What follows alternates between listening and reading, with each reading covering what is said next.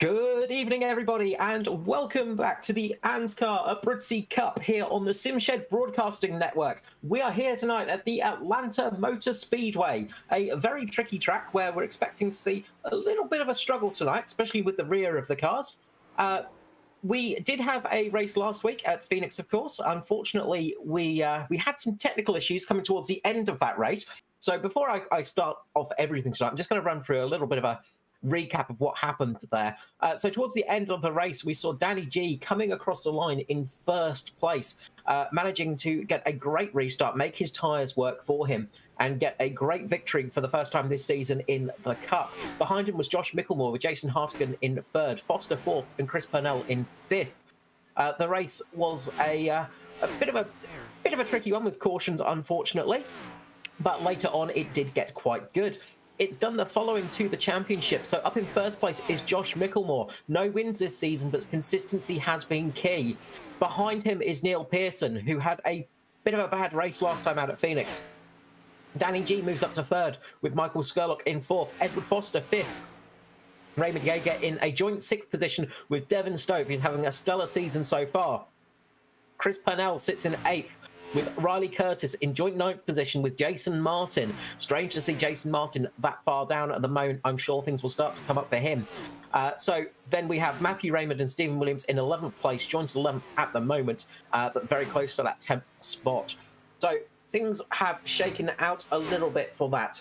Of course, we have had some slight changes to the track here at Atlanta, which some drivers are finding for sure. We've also had a bit of a change in the session status as well from the qualifying and practice session that we had before the race went live, where it was a bit of a cooler track temperature down at 33 Celsius. It's now 41 Celsius on the track for the race, and that's going to change things a lot for these drivers tonight. Not going to help those rear tyres, which the drivers, as I said before, are struggling with.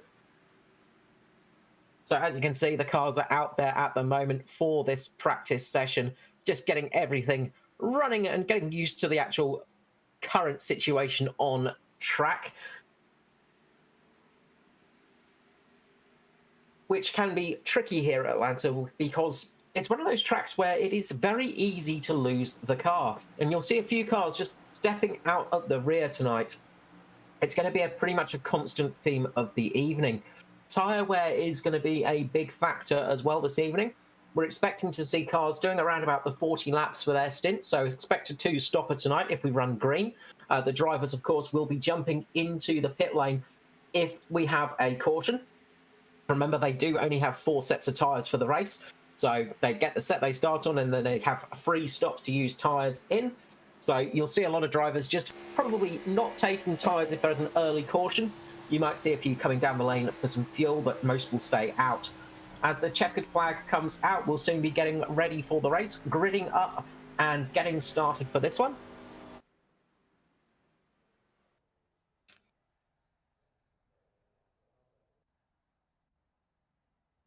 So let's start running through the grid order for tonight. So up on the front row of the grid, we have Josh Micklemore and Michael Skurlock. Row 2 is Jason Martin with Neil Pearson. Row 3, Edward Foster, Hamish Gallagher. Row 4, Barry Neal with Danny G. Row 5, Aaron Dillon and Raymond Yeager. Row 6, Kai Turner with Andrew Dyson. Row 7 is Kate Donnelly with Harry Anaskatis. Row 8 is Jason Hartigan with Brad Allison. Row 9 is Philip Worley with Adam Roselle. Row 10, Lachlan Okio with Matt Hunter. Row 11, Christopher Finley with Luke Trahere. Row 12, Gary Wellman, Mirko Dornak. Row 13 is Justin Howe with Aidan Schultz.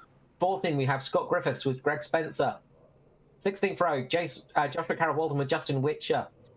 17th is Paul Daniels the second, and Tristan Koch. 18, we have Matthew Raymond, James Robbie. 19, Phil Otto, Stephen Williams.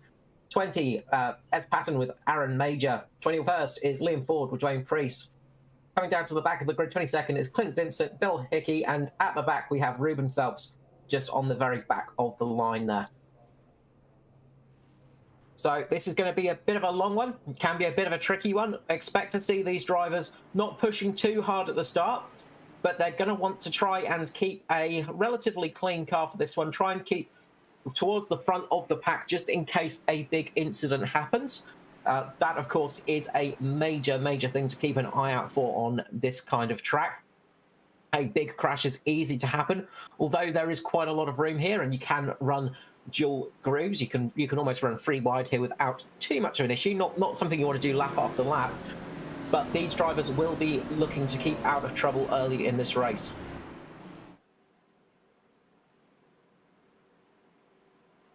As Josh Mickelmore starts to line the pack up, getting that Mitch Motorsport car in the lead there. They've managed to get all of their cars in the top 10 again. P8 is Danny G, and that's the last of the Mitch Motorsport boys. But Michael Skurlock with the Crank Esports car is right on the outside there. Expect to see him hustling. Neil Pearson with the DPR car there. And, of course, Edward Foster with the SimShed car. So a lot of different teams up at the front. But Josh Mickelmore coming around to take the green. The pace car will soon be coming into the pit lane. And it's go, go, go for the ANZCAR Cup here at Atlanta Motor Speedway. Josh Mickelmore getting a great jump there at the start, managing to get a good lead over his teammate Jason Martin. Jason Martin just slots in behind him with Michael Skurlock just falling a little bit further behind. You see Neil Pearson in the background just trying to climb his way up the field with Foster and Hamish Gallagher battling it out behind them. Danny G as well, just sitting there with Barry Neal. Good start there for Josh Mickelmore. As we got a car just losing it slightly, Kay Donnelly in the background. They managed to catch the car and keep it going. Almost a moment there, that's going to hurt his rear tyres. But up the front, Josh Mickelmore is holding that position. Expect to see him running a slightly higher line tonight. You can see already Skurlock just moving up to that high line at the moment to take advantage of that slight line height ability for this track. One of the big things here at Atlanta is the higher up you run, you can actually get a bit of a better run. Of course, you don't use the tyres as much, but it is a little bit slippery out there. You can see the cars are a bit nervous as they go around mid-corner.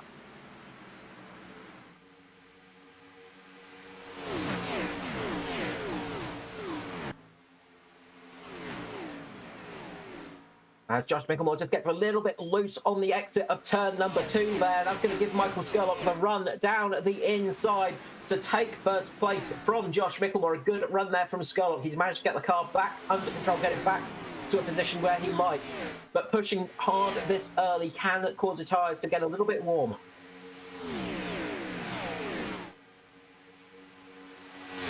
And we've got a spin for Christopher Finlay down towards the lower end of the grid. We'll just take a replay of that one, see what happened there for him. And looks like he's just lost the rear there going through turn number 2, similar to what happened to Mickelmore, but he didn't catch it, unfortunately. A very big hit there for Christopher Finlay. And I imagine he'll be in pit lane getting those repairs done. Going to lose quite a lot of time there while we're under green, of course. Michael Skurlock has managed to get a good bit of a lead. Neil Pearson behind Josh Mickelmore at the moment.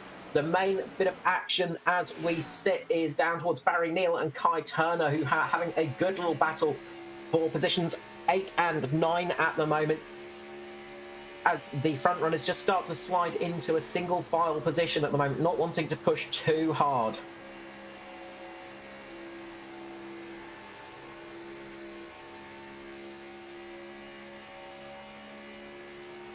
Of course, you don't want to go too hard, too quick at a circuit like this. It's very easy to overheat those tyres if you get a lot of lateral movement on the car. You do tend to struggle quite a bit with the vehicle as those tyres get hotter and hotter, and they make it much harder to drive. Once those rears heat up to a certain point, these cars become very tricky to get running in that groove, running on that line, because the rear just steps out and all of a sudden you're chasing your car around the circuit and you lose an awful lot of time, an awful lot of speed, and an awful lot of track positions.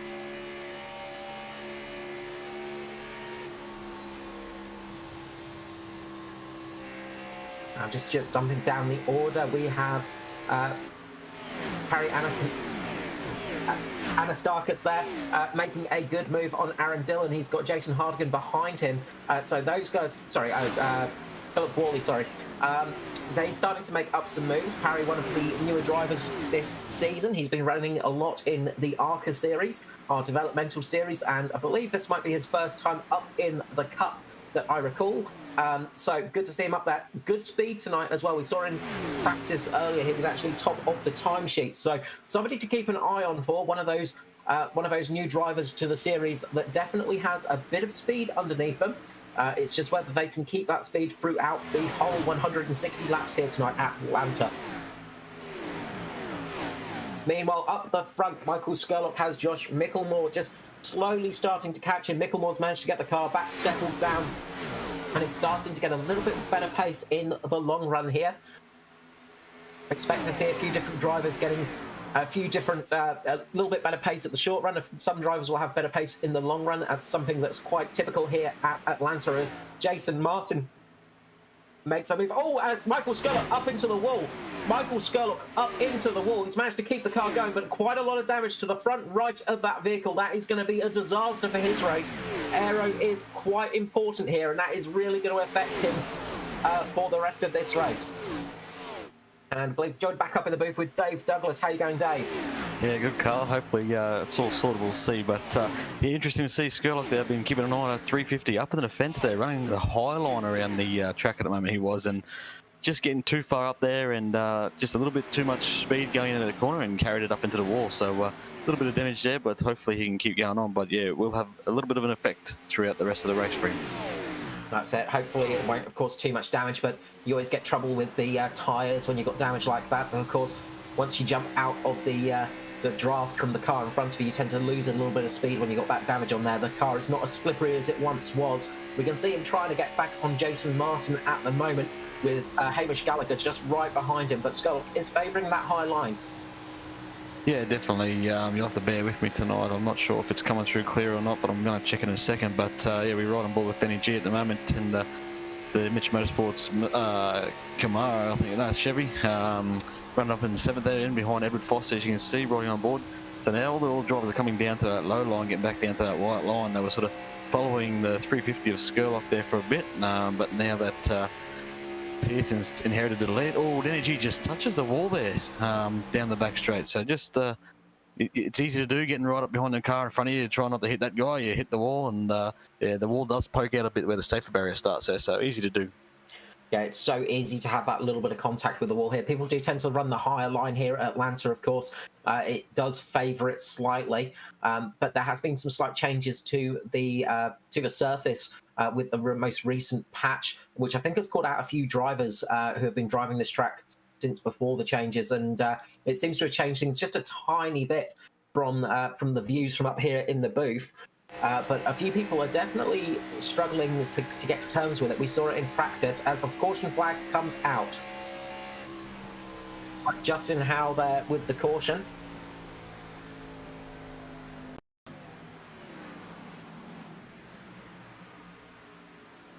So Justin Howe going up into the wall there, big damage, and then catching a couple of cars getting caught up in that as well. So Liam Ford, big impact on the front there. That is a big incident. Yeah, it's a shame for Liam there. Most of the cars did a good job avoiding him there, but sometimes you've just got nowhere to go, and that was a big hit for a couple of those guys there. Yeah, and just heard over the radios. Obviously, up in the commentary booth, we tend to listen to the radio, but the drivers were just saying this new smoke is really affecting them when the crashes happen. Since last update, as Michael Skurlock does come into pit lane to get some of that damage repaired, that's going to drop him a little bit further back. And we can also see Aaron Dillon coming into pit lane as well. Liam's car there on fire. The smoke, you can just see the smoke levels there. Back beforehand, it was not nearly as smoky as that. But the smoke is really thick and acrid now. You can barely see through it. Yeah, it's a cool little effect they've added. That's the new pace car as well, up in front of Pearson that they've also added. Not affiliated with any sort of maker models, and that looks pretty slick too. Yeah, the new space car. We got a bit of a view of it the other night at Phoenix, but obviously we're trying our best to keep focus on the race. But yeah, the new pace car, very cool looking vehicle in the iRacing livery, the official pace car for iRacing now. It's got that neat little look to it, and yeah, it does look much nicer than the old one, I must say. Yeah, it looks a bit more realistic, I guess. The old one was a bit of a a box bloody what's it called? Minecrafty. Minecraft or Eastern European Soviet bloc sort of style car, a bit of a Skoda or an FSO. But yeah, it does look a lot better than the old one. Of course, now Scullock's coming into the pit lane. That's going to help him out a little bit. He's going to be able to get some repairs done. Obviously, not ideal for him, but he's going to have to work his way up through a lot of cars now. Yeah, but I suppose get in now and get it repaired as best you can. It does obviously put him on a different strategy now to the guys in front, so it could favour him come later in the race, but we'll have to wait and see for that. But yeah, you want to get that repaired as much as you can and take your medicine now early in the race. Yeah, it can be quite painful when you're carrying damage in a race, and especially if you've got a fast car to start with, it is such a handicap, and it makes you feel very frustrated when your car can't do the pace you want it to do. Yeah, exactly, and it will actually wear the tyre. Well, this is my theory anyway. I feel like when you damage or scuff the guards, it actually gives you a lot more tyre wear on whatever corner it is what I've noticed. But whether or not that's true or not, who knows?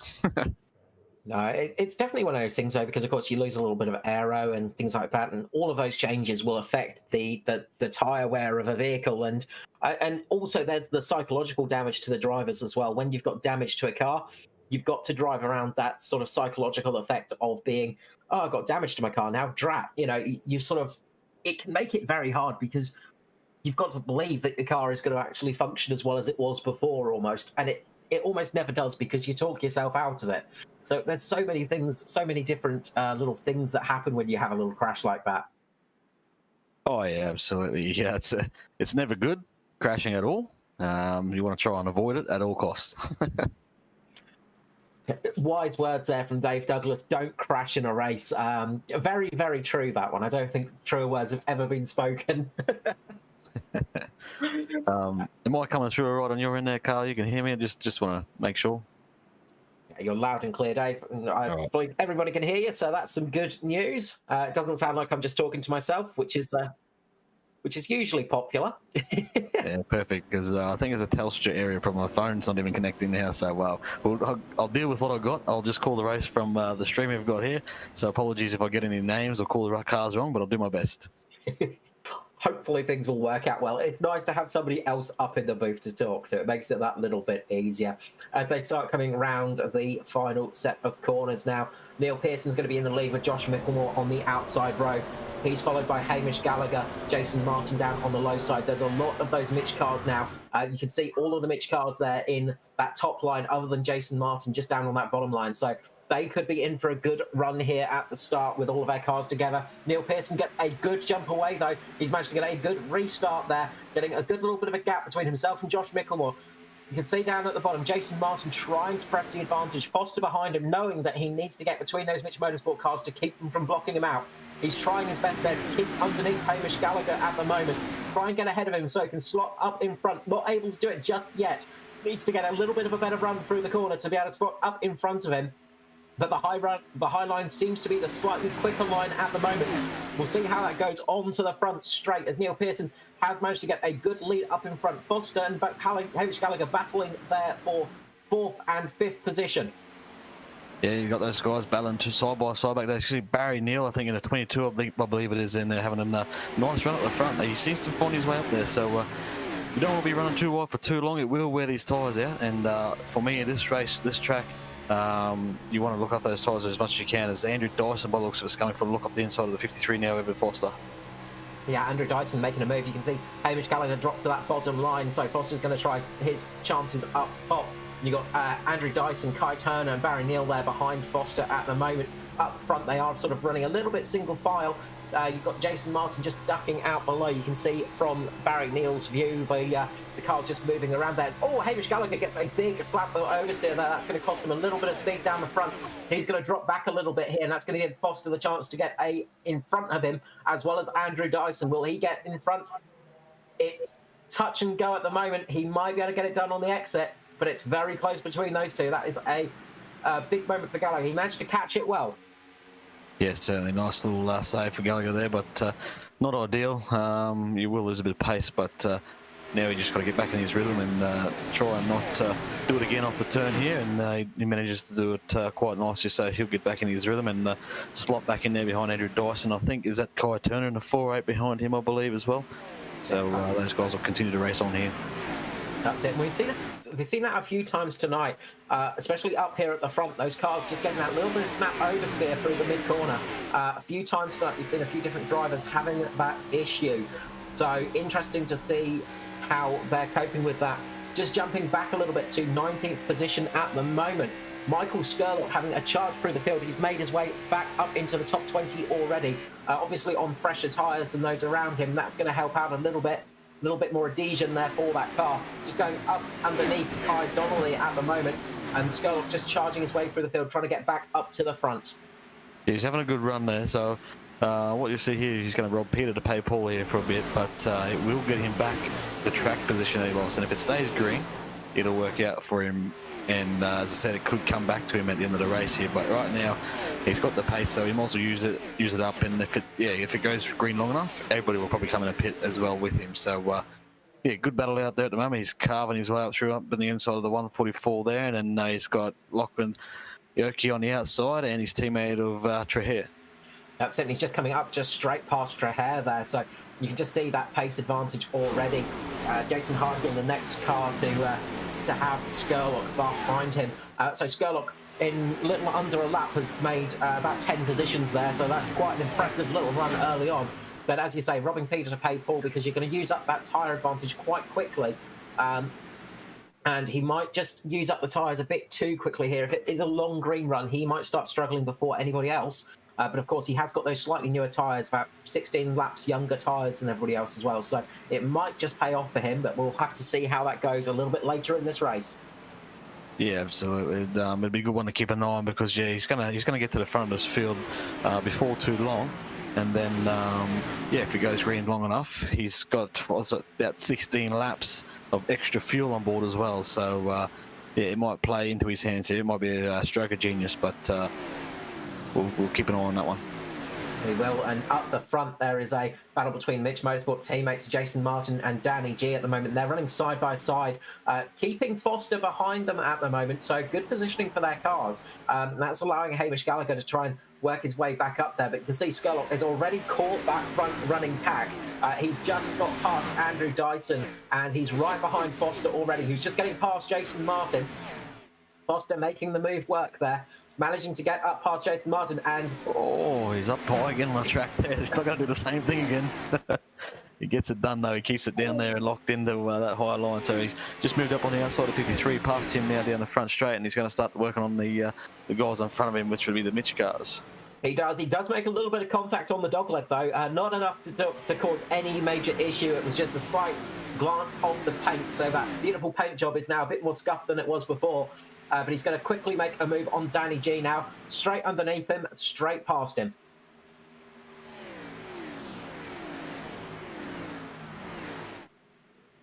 Meanwhile, just looking through the field, we saw Aaron Dillon, I believe, coming in for a pit stop as well. And don't think it's worked out quite as well for him. So possibly some trouble for Dillon. I think he actually had to park the car. So issues for Dillon there. So he didn't make it out with those tyres, unfortunately. Skurlock, I think, is the only driver out there that came in for the tyres predominantly on that stop, and it is working out very well for him at the moment.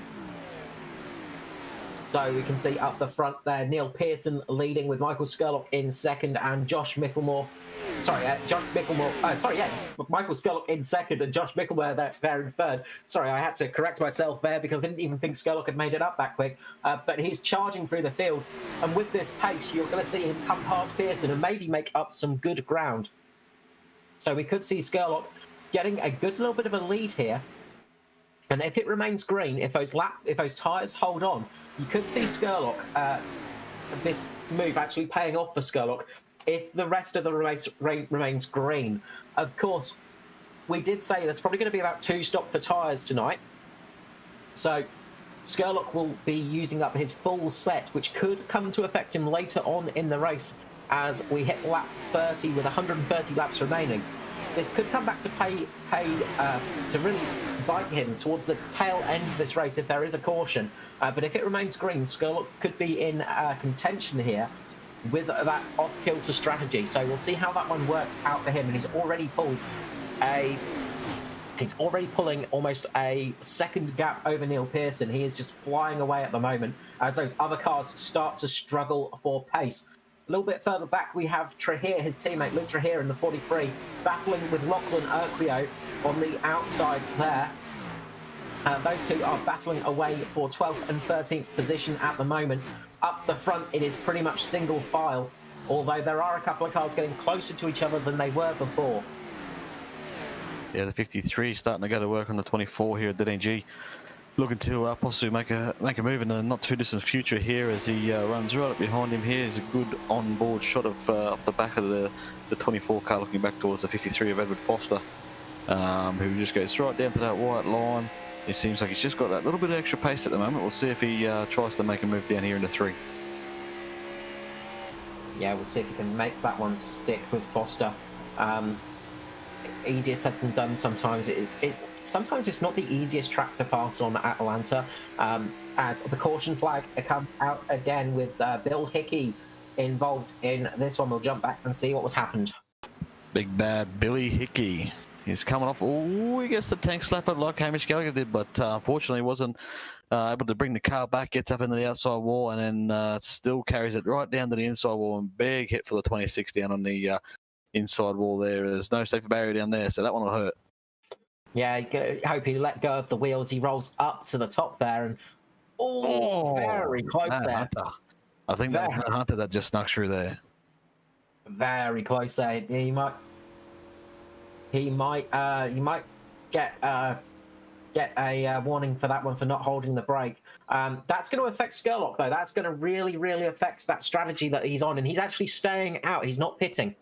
Yep, so it's opposite effect now. So those guys are going to do exactly what Skurlock did to them. But obviously Skurlock's a single car, whereas he was passing the field. So they're going to eat him up now and expect to see him drop right back as you see the pit road lights are coming on there. So it was closed just as the leader went past, and now the pit road is open again. Yeah, that's it. And it's that's ruined his strategy. I mean, a bit of an unorthodox strategy because of that damage as well, so it's going to affect him a little bit in that respect, but it's going to make things a lot harder for him now, and it's going to be an interesting restart as well because you're going to have a car on some slightly worn tyres out on the front there. He's done about 30 laps on those tyres. Everybody else is going to be on nice, fresh slicks, so they're going to have that grip advantage on that restart, but of course, Skurlock is the one they have to follow. Now, did Micklemore jump Pearson there, or was he already in the lead at that point? Because there might be a change for, well, not leading, but Skurlock's obviously going to be leading, but there might have been a position change in the pits there. I'm just thinking back now. I think that was a change for position, because yes, that was a change for position there. Micklemore getting ahead of Neil Pearson. I'm just going to jump back and see if I can find out what happened there. It was a good stop for the boys in the Monster Energy uniform for Josh Micklemore's car there. But yeah, so he's going to line up outside Skurlock here for the restart. And yeah, obviously on those fresh tyres. So it's going to be interesting to see how the field manages get through Skurlock here. He doesn't have to move at the road at all, but he's just got to hold his line, and hopefully they can all manage to get past without any further incident. That's it. Yeah, Skurlock just had, Micklemore just had a very good restart there. Of course, qualifying on pole actually helped him out a lot. Neil Pearson was about 2 more pit boxes behind Josh Micklemore there, and that kind of affected him on that restart.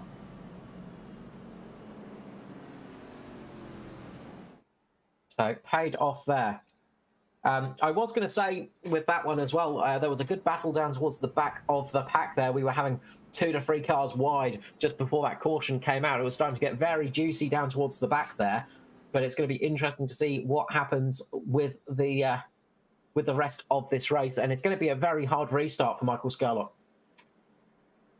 Yeah, it's going to be a tough one.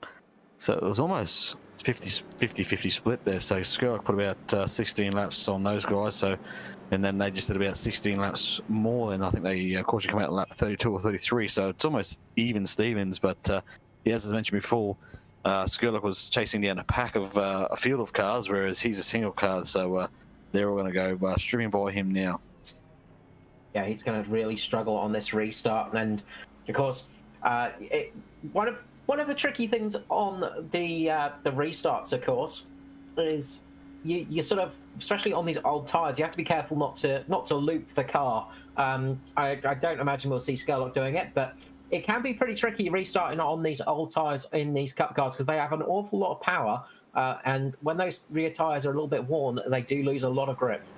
Yeah, Edward's not going to like this, but I'm going to say cast your mind back a couple of seasons where I think it was close to 5 to go, or it might have even been a green white checker. But the 53 Edward Foster was starting on old tyres here and almost took out the whole field on a restart here. So yeah, easy to do. The champ's done it. So keep an eye out for a possibly bit of wheel spin off the start here. Yeah, you're going to be popular for mentioning that one. That's the race we're not allowed to mention ever again, apparently. But yeah, it's an easy thing to do, unfortunately. I'm brave enough, mate. You'll be right. Pace car will be coming in this lap, and you're going to see Michael Skerlock lead away. You might see him get a bit of a decent leap at the start here because, of course, the leader has the prerogative to start. And he's going to drop the hammer straight away. He gets a good drive away here. But it's when they come to the corners, that's where Skerlock's going to start struggling. Yeah, so he goes early, gets a nice restart there on those old tyres, but you watch the field, they'll just sort of catch him down the back straight and then stream on by. Nothing you can do here, but yeah, just try and hold your line and try not use up more of the tyre that you've already used. That's it. It's damage control now for Michael Skerlock to see how well he can keep it. Pearson's making another move down, so Josh wasn't in front for too long, so Pearson makes that move straight down the inside of the 31, and he's going to take the lead of the race on this lap by, which is lap 37 of 160 tonight. Yeah, a good start there for Neil Pearson. We've seen that a few times this season. Pearson having a great restart.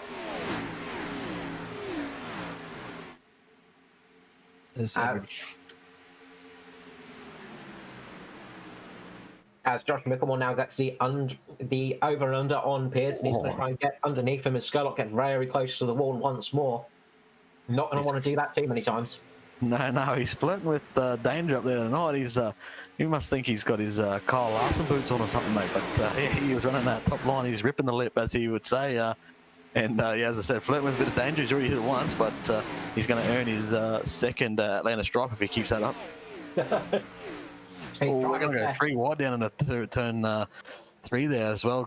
Couple colours got one inside of the 350 of Skerlock as a battle for the lead rages on here between the 31 and the 9 of Pearson, and not too far behind Edward Foster and Denny G's teammate.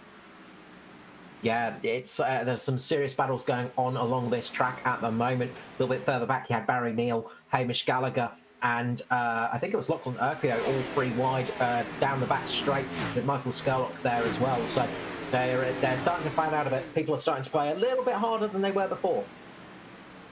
Yeah, definitely. As we look back in the field here, we got the 144 Parry Anastakis, who's seems to be having a good run tonight, up into 16th position there. The big angry pack of cars behind him. Some seriously angry cars behind him, but he's having a good run at the moment.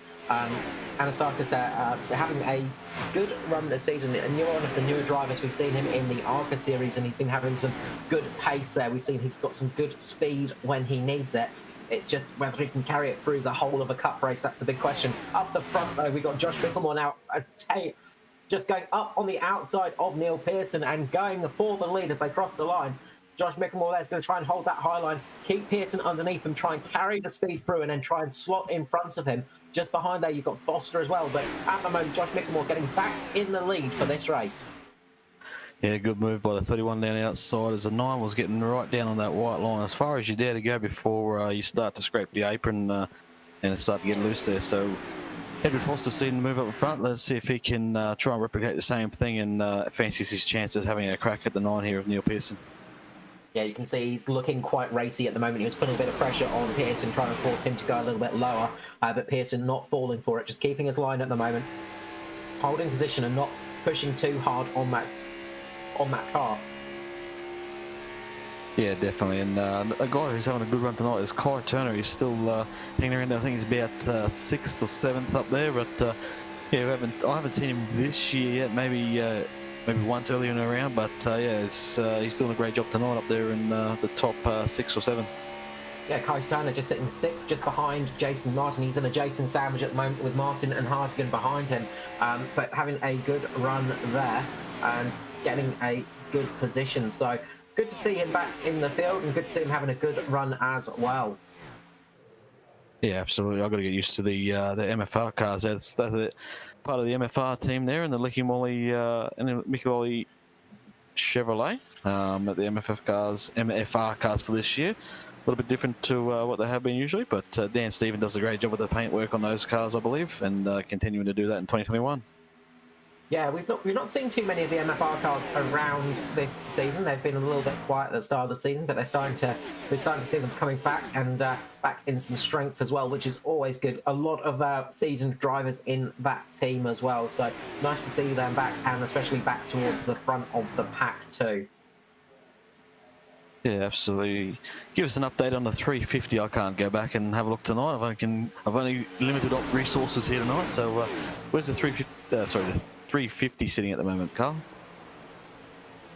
So 350 is down there in 27th at the moment, just dropping back and back now as Greg Spencer goes underneath him. He's got Matt Hunter for company now, but Skurlock really just dropping back from that start. He's lost around about 8 to 9 seconds on the leaders, and he is not able to put any pace in that vehicle, so struggling for the time, but it could come back to him if we get a caution in the next couple of laps. Yeah, well, that's it. So he's got to go with what he's got now, but yeah, there's nothing you can do. It's crazy what tyres can do, so all he can do now is just cruise around. He'll be still going as hard as he can pretty much, but it's, yeah, grip is everything out here. Yeah, that's it. It's one of the things about motorsport is when it's going good, you can look like an absolute superstar, but then you can just have a caution fall at the wrong time, be on the wrong tyres, and then all of a sudden you have absolutely nothing. Yeah, definitely. As the tighten up here at the front here, the top 3 just tighten up a bit. Josh getting right down on that apron, right down on that white line. Using every part of the track he can right there, and as Neil Pearson just gets up into the wall, just a glancing hit onto the wall there for Pearson, but that did jot him across the track a little bit. Will give Foster a chance for a little bit of a run.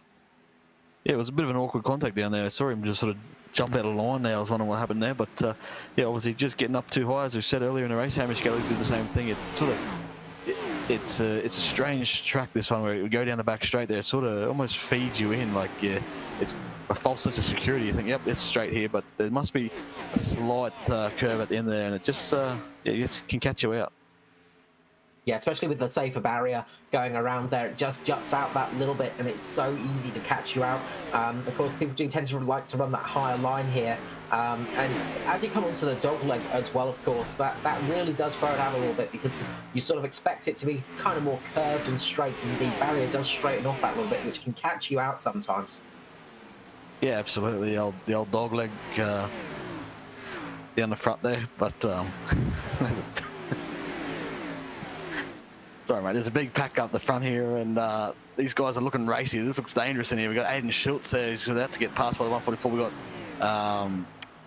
Josh Carroll Walden in the blue car and the blue 35 behind those guys. So, yeah, a bit of action going on here. These guys have been a bit of 2 wide, 3 wide action going through here. Yeah, that's it. And just up ahead, we've got Parry and Philip Worley as well. So we've got some serious pack racing going on down towards the back here. Just a bit further up the field, Luke Trahere managed to run away from that back group with Mirko Dortnak in the middle. So Aiden Schultz currently leads that second big pack of cars down there in 14th place. And from there downwards, it is pretty much a big battle. Yeah, absolutely. As we see Luke Trahere, Jason Hardigan comes to pit road. So whether that's a strategy move or not, or that's an unscheduled stop, we'll have to wait and see. Yeah, weird one there. I think maybe Hardigan is having to retire that car because he stopped into pit road and jumped out of the car. So possibly some kind of issue for Hardigan as he disconnects from the race. So a real shame there to lose Jason Hardigan. Having a good run up there in the top 5, I think he was, top 6 at least. So Jason Hardigan dropping out, unfortunately, some kind of technical issue for him.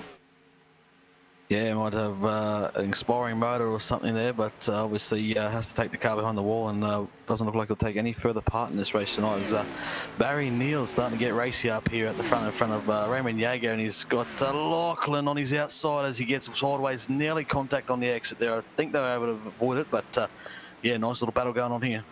So very close there, cigarette paper between those two cars, but very close racing there. Barry Neal with that fantastic livery on that car. Absolutely love the look of that vehicle. But we can see there Lachlan Urquhart just making the move and getting past there. He's got Hamish Gallagher to chase down next, but Barry Neal's not given up just at this moment in the Gotcha Racing team. He's trying his best to get back onto the back of Lockie, and he's going to get down the inside now. See what he can do right here. Will he be able to get past Lachlan Urquhart or not?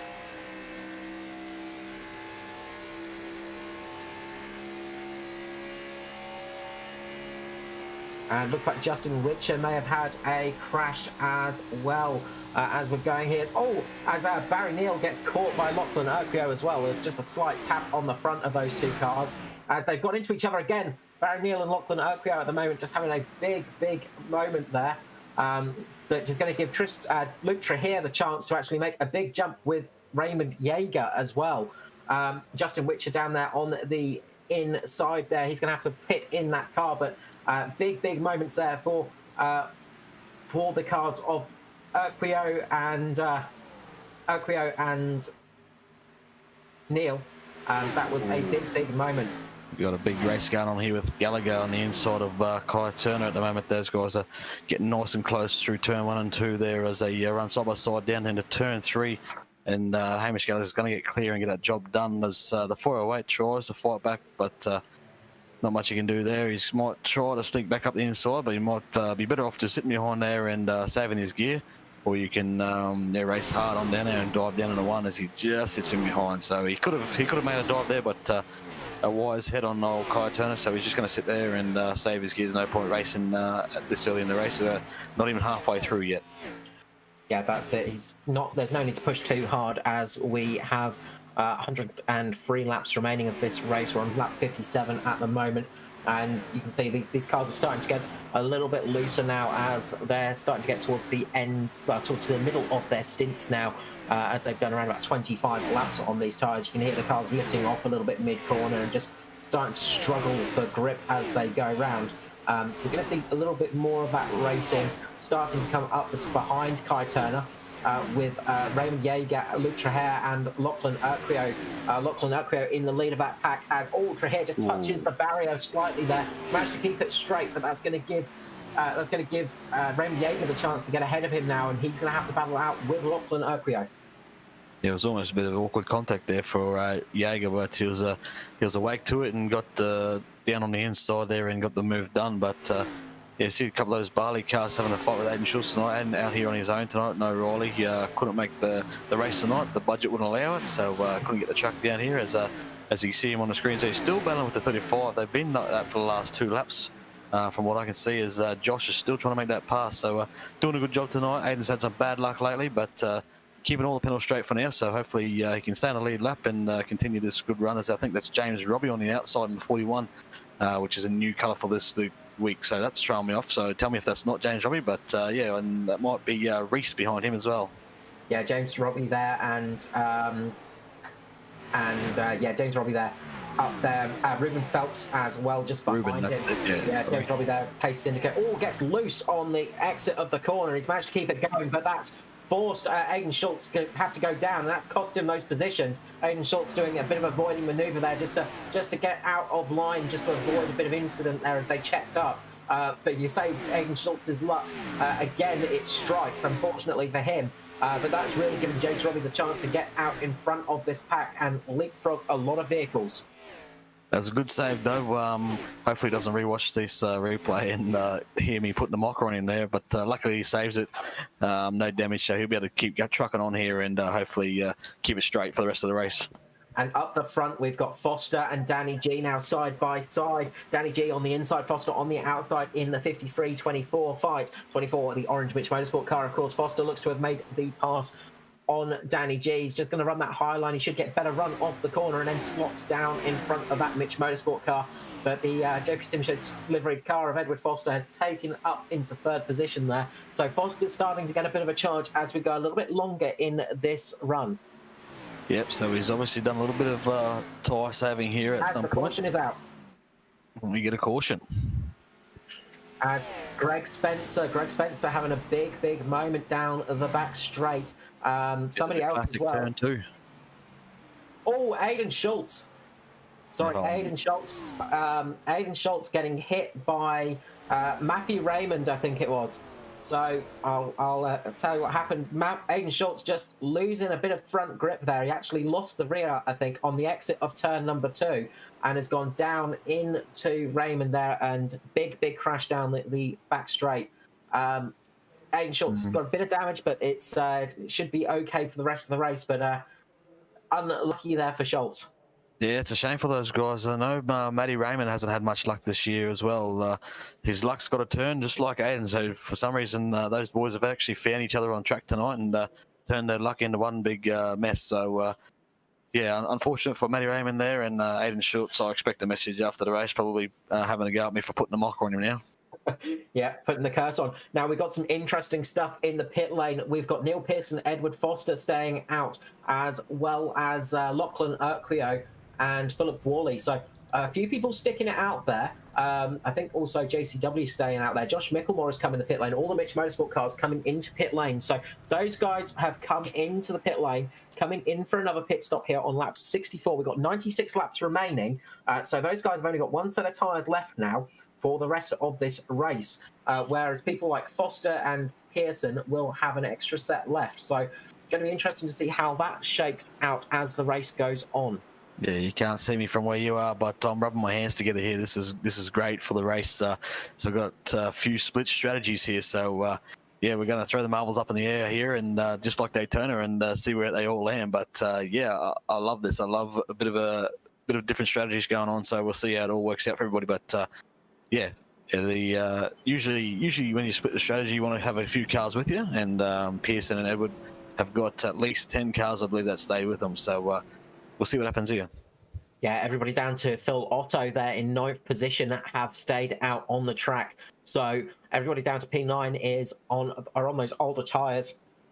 Then you have Josh Micklemore, who is the first of those guys to take a pit stop. So be interesting to see what happens with them. Yeah, I don't want to call early, but if we get another caution, well, if we get another 2 cautions towards the end of this race and they're split pretty evenly, I reckon the winner's going to come from one of those cars that stayed out here and just save that extra set of tyres for the end of the race, possibly. That's it. It's going to really pay off for them if we get a caution a little bit later on now. Well, a second caution, I should say. If it remains green, it could really affect those guys. But we have seen some interesting results here at Atlanta in the past. We've seen some interesting results in ANZCAR at the past with these strange strategy recalls. The one that I can recall best is Mirko Dortnak's win a few years back, where he came in seemingly from nowhere for a pit stop and ended up almost a lap in front of the field because of that early stop winning the race. But strategies can become interesting sometimes. Absolutely. Yeah, I love a good strategy race. Keeps us on our toes, keeps it entertaining as well. So, yeah, you just never know who's going to pop up where and who's going to get the W here tonight. But, yeah, it's just going to be interesting to see how this goes, because these cars at the back with the fresh tyres, they've got a lot more cars to get through, so it can get messy as well. So expect to see some slicing and dicing here. Well, that's the big thing, isn't it, now? Because you're going to have cars on those fresh tyres, having to battle cars on tyres that are 30 laps old now. So those cars are going to be much slower through those corners. And you could possibly see a caution coming out relatively quickly here if there is a incident, say, in the top from about 7th down. You could see a lot of those cars that came in for those fresh tyres getting caught up in that and absolutely ruining their race. So this is where sometimes staying out can pay off. If an incident in that mid-pack happens, you can sometimes get lucky and avoid that wreck. Yeah, that's it. And a lot of times you'll see if you're down the order, a lot of the guys will just throw caution to the wind. But it's good to see the 2 lead cars up the front there of Foster and Pearson, so they were right up in their battle there. They stayed out, so none of this follow the leader stuff. They've got their own agenda. They're going to stick to it and see where they come up. That's it. It's going to be interesting here. And of course, the big thing is going to be the wheel spin on this restart. As we said before in that last caution with Skurlock, it's going to be worse for these guys as their tyres are much, much older. So we could possibly see a few cars struggling on this start as the pace car is going to come in. Neil Pearson's going to lead away. And we go back to green flag racing here at Atlanta Motor Speedway.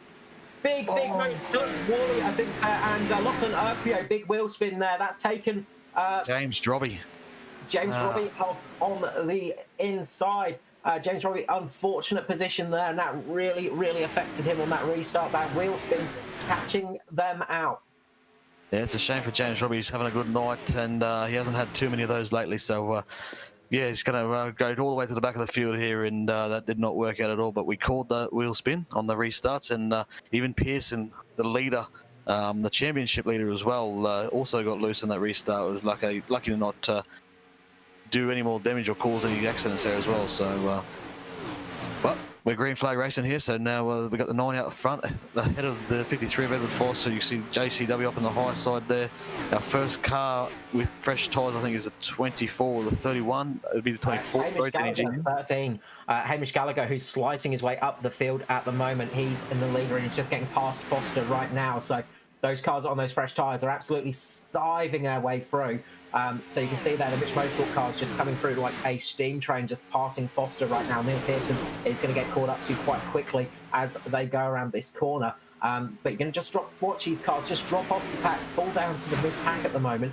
But what they're hoping for now is a couple of cautions to come out in this race a little bit later on to give them the opportunity to get those fresher tyres. So as they go around, Neil Pearson just losing that lead now. As you can see, the Mitch Motorsport train flying their way through with Raymond Yeager there in the background coming up. Good run for Raymond Yeager, getting up into the top 5, which will soon be the top 4 for him. You can see a little bit further back. Looks like Ruben Phelps just getting into the back. Oh, around almost goes. Mirko Dortnack just almost loses the car there, manages to save it. But a big moment there for Dortnack. Lucky for him not to lose that car. But a few cars there getting caught up, and there's a bit of carnage down in the mid-pack as these cars are on different strategies now. Those split strategies are starting to really throw a spanner in the works for a few of these drivers. As up the front, Hamish Gallagher now leads and is going to try and get a bit of an advantage now, try and run away from the rest of the pack, like we saw him doing in the truck race on Monday, where he got the win. A good win for Hamish Gallagher there. Danny G just behind him with Josh Micklemore. Danny G, of course, wanting to get a repeat of last time out in Phoenix and get another victory. Oh, 3 wide across the line for Neil Pearson. And Luke Traher. Luke Traher just so close. Oh, Neil Pearson running up there into Luke Traher. That was very, very close. They were very, very close there to a big accident as Barry Neal was on the bottom line there. That could have been an enormous accident. Very lucky to get away with that one. That lit up the drivers' channels. So sorry for a little bit of quietness there. I was trying to listen into the gossip as Bradley Allison a little bit further back in front of Edward Foster at the moment has a near miss as well. Those drivers on those old tyres seem to be really struggling at the moment. Of course, when you go out there on old tyres, when you're out there on old tyres, they need some time to get back up to temperature, and they, of course, don't handle like they used to, so can really throw you out when you're driving them.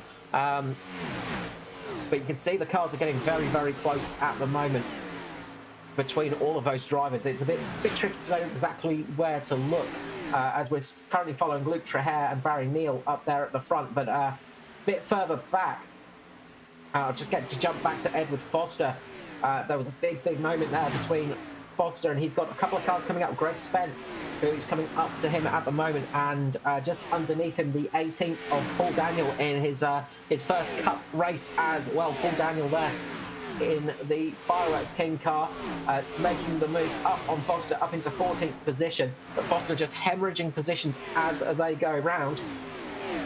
A little bit further up is Neil Pearson, who's going to fall victim to Paul Daniel as well any moment now as they go around the corner. But you can just see those older tyres are really starting to struggle with the pace for this race. But of course, they are going to hope that it comes back to them. They're about 1 second a lap slower than the leaders at the moment. Of course, those lead cars will start plateauing and start to get similar pace as this race goes on, but it's going to be a while before things get back to normal. And just looking through the field now, we've got some good racing going on between Barry Neal and Luke Trahir. It was Mirko Dortnack and Barry Neal, some similarly coloured cars, and it makes it tricky when you're far away. But Ruben Phelps up there again. Ruben Phelps, another star drive for the rookie this season, having another good run up there in the top 10 at the moment. Barry Neal, Mirko Dortnack, Ruben Phelps all battling positions. You can see Barry Neal going down the inside at the moment. Mirko Dortnack getting very close there. He almost makes contact, has to lift out a little bit. That's going to give Barry Neal the opportunity to get past him. And that's going to cost Ruben Phelps very slightly behind him. You can see Ruben just dropping down to the low line to try and get past Mirko Dortnack. He's got a good run at the moment, getting a good bit of draft from Barry Neal. Those two are on the bottom line. They almost make contact into turn one there. Very close. Ruben Phelps just having to lift out slightly for that one. Really, really close action between those guys up the front. That's giving Mirko Dortnack a chance to get a bit of a run again.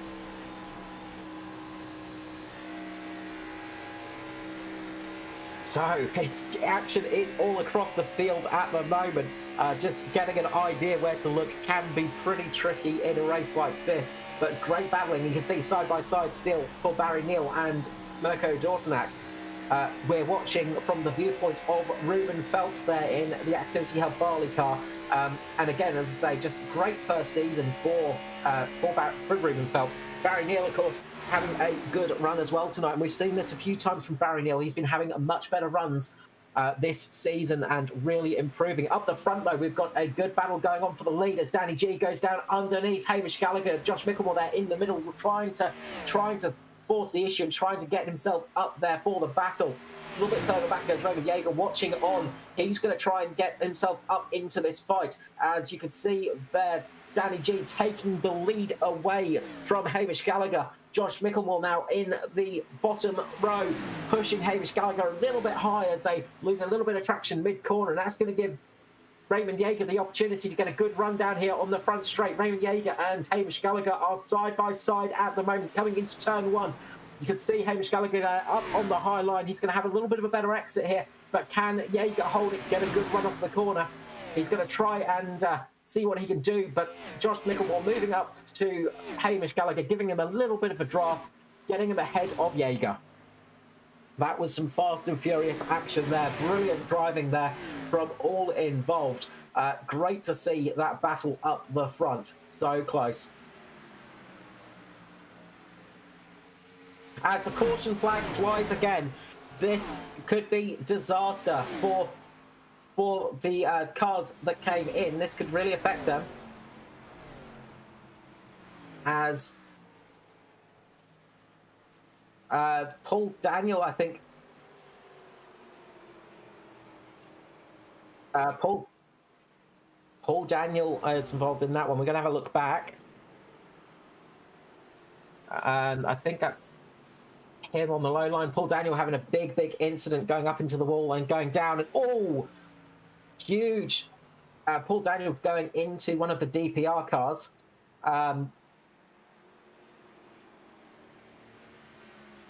Stephen Williams going down into Stephen Williams and T-boning Stephen Williams. That was a big incident towards the back there. Stephen Williams, unfortunate passenger in that one. But with this caution on lap 83, sorry, this is going to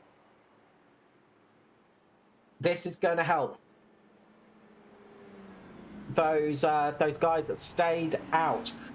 So The drivers that came in have got done about 20 laps on these tyres. So all of those drivers that came into the pit lane beforehand will probably stay out there, as they've only got one set of tyres left. You're going to see a lot of cars coming in now for fresh tyres. That's going to really, really make some difference. Oh, who was that? Was that Foster? Both of the Simrigs cars going into each other. That's caused Foster to have to go across the grass. Evasive action there. So Foster coming in, one of the Simrigs cars spinning in front of him, and Foster having to go across the grass. That's going to cost him dearly. He may even get a penalty for that. But both the Simrigs cars there as well. That is a disaster coming into pit lane for what could be a race-winning strategy. Just looks like the DPR car number 9 of Neil Pearson, losing it as he comes into pit lane. Just too much on the brakes there and spinning it around. Foster having to take the evasive action across the grass. His teammate having to turn it in as well there. That is disastrous for all of those cars. Probably going to see penalties for a couple of those cars, because being out of control as you go across the line there is not a good thing, and that's really going to affect a lot of those cars in those positions. Foster, of course, is going to have to go around again and pit in this time round. But that is a bit of a disaster for those vehicles.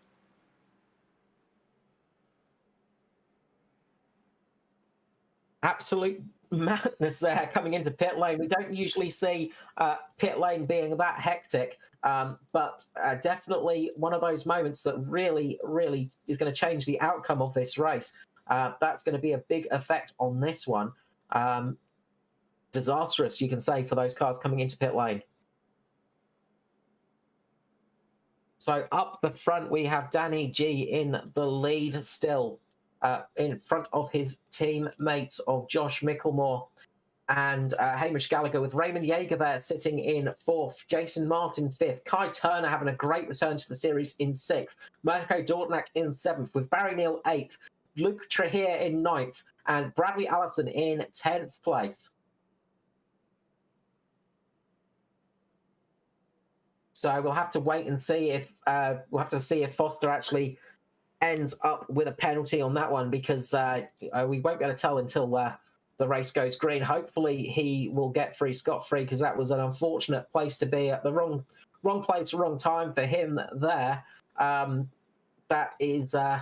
That's not what you want to have to happen. Quite a few cars have dropped off the lead lap as well. We've got 26 cars on the lead lap. Matthew Raymond is the last of those cars at the moment, but quite a few cars dropping off the lead lap now from those incidents as we start to go 2 by 2 again.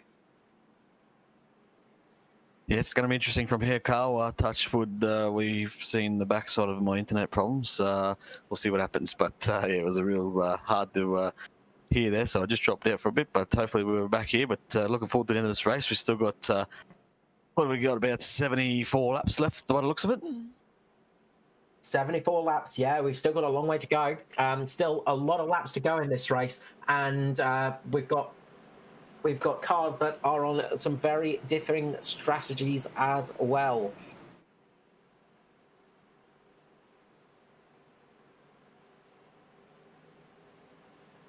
So we saw a lot of those cars that stayed out came into pit lane, got those fresh tyres, and we saw also Skurlock pitting as well. So I think that might be Skurlock's last set of tyres, but he is 2 laps down, so he's got to really hope for some miracles to get back into this race. As they come around for the green flag, Danny G is going to lead away. Doesn't get the best of starts there, but on those older tyres, we saw it can be pretty tricky. Everybody does get away cleanly. No wheel spin and no spinning, though, for the majority of the pack. That's good to see. Yeah, is that all Mitch cars at the front? 1, 2, 3, and 4 it is too. And so these boys have come right to the top here. They've joined by Raymond Yeager, I think it is, in a 23 on the outside down of the Activity Barley Hub cars. Having a good showing here now. He's worked his way into a good position. Ooh, so and we've got the caution flag out again. Oh, we got a caution. Must be at the back of the field here somewhere. S Patton, I believe, involved in that one. I'm trying to see what happened. Just looks like he's had a big moment, lost the rear of the car. I found him on the infield. That's the obvious one for me. But just trying to have a look through, see if there's anyone else I can spot with that one. But it looks like it might have been S Patton just losing it down the back straight there.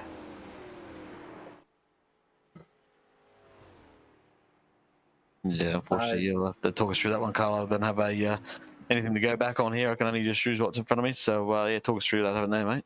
Yeah, so unfortunately, it just looks like S Patton's just lost the car there.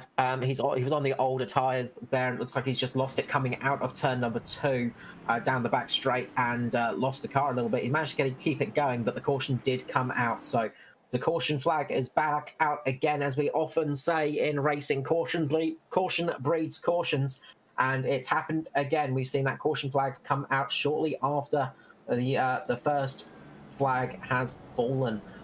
So a couple of cars coming down the pit lane. Gary Wellman coming into pit lane, as well as seeing if I can spot that. Gary Wellman and somebody else. Can't see who that is at the moment. But a couple of cars coming into pit lane. None of the leaders, though, choosing to roll the dice here.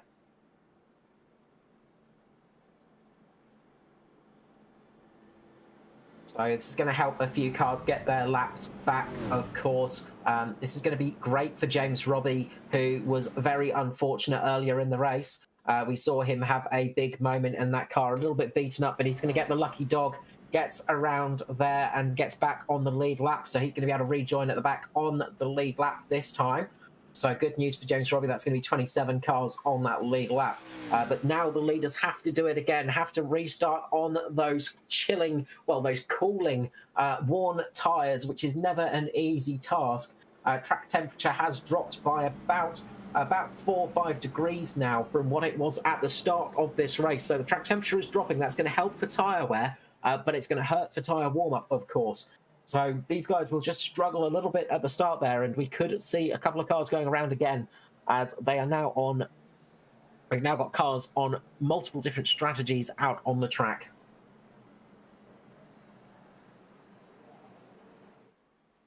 And of course, we didn't really get to see if anyone in that incident in pit lane had to serve a penalty, from what I could see. So it looks like everybody might have gotten away with that one okay, hopefully.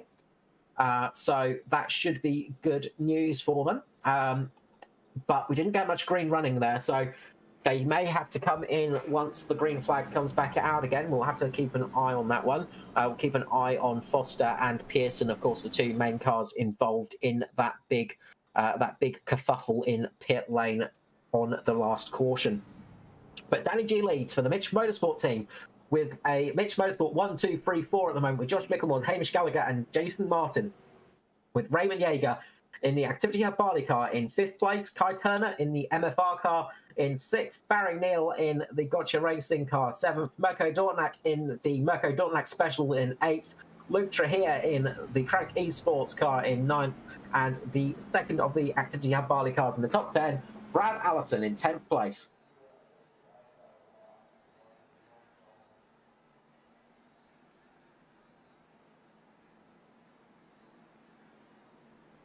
So they'll start forming up 2 by 2 again. A bit of a Noah's Ark situation for the cars, especially up the front with those Mitch cars.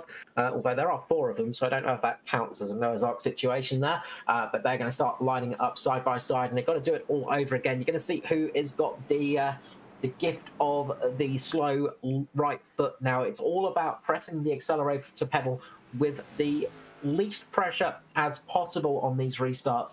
You don't want to have to put your foot down. You don't want to have to spin those wheels up, because it's so easy to lose that car. You've got to be really gentle on that accelerator pedal to get it working, almost like you've got an egg underneath it and you don't want to crack it. You've just got to be really careful not to spin those tyres up. If you do, things will go wrong very quickly. So those guys are just going to be gentle across the line here as we go back to green flag racing. But it's all going to be an important restart for them. We're going to see some cars starting to work their way up the field on those fresher tyres as well. So it's it's going to get interesting from here on out. We've got some very different strategies in play here. Some people on very worn tyres, some people on very fresh tyres, and we've still got 69 laps remaining of this race as we hit lap 91. Danny G is going to lead us away. He drops the hammer, gets a good restart there. They all managed to keep the cars pointing straight. Danny G leads away here at Atlanta Motor Speedway for the Abruzzi ANZCAR Cup.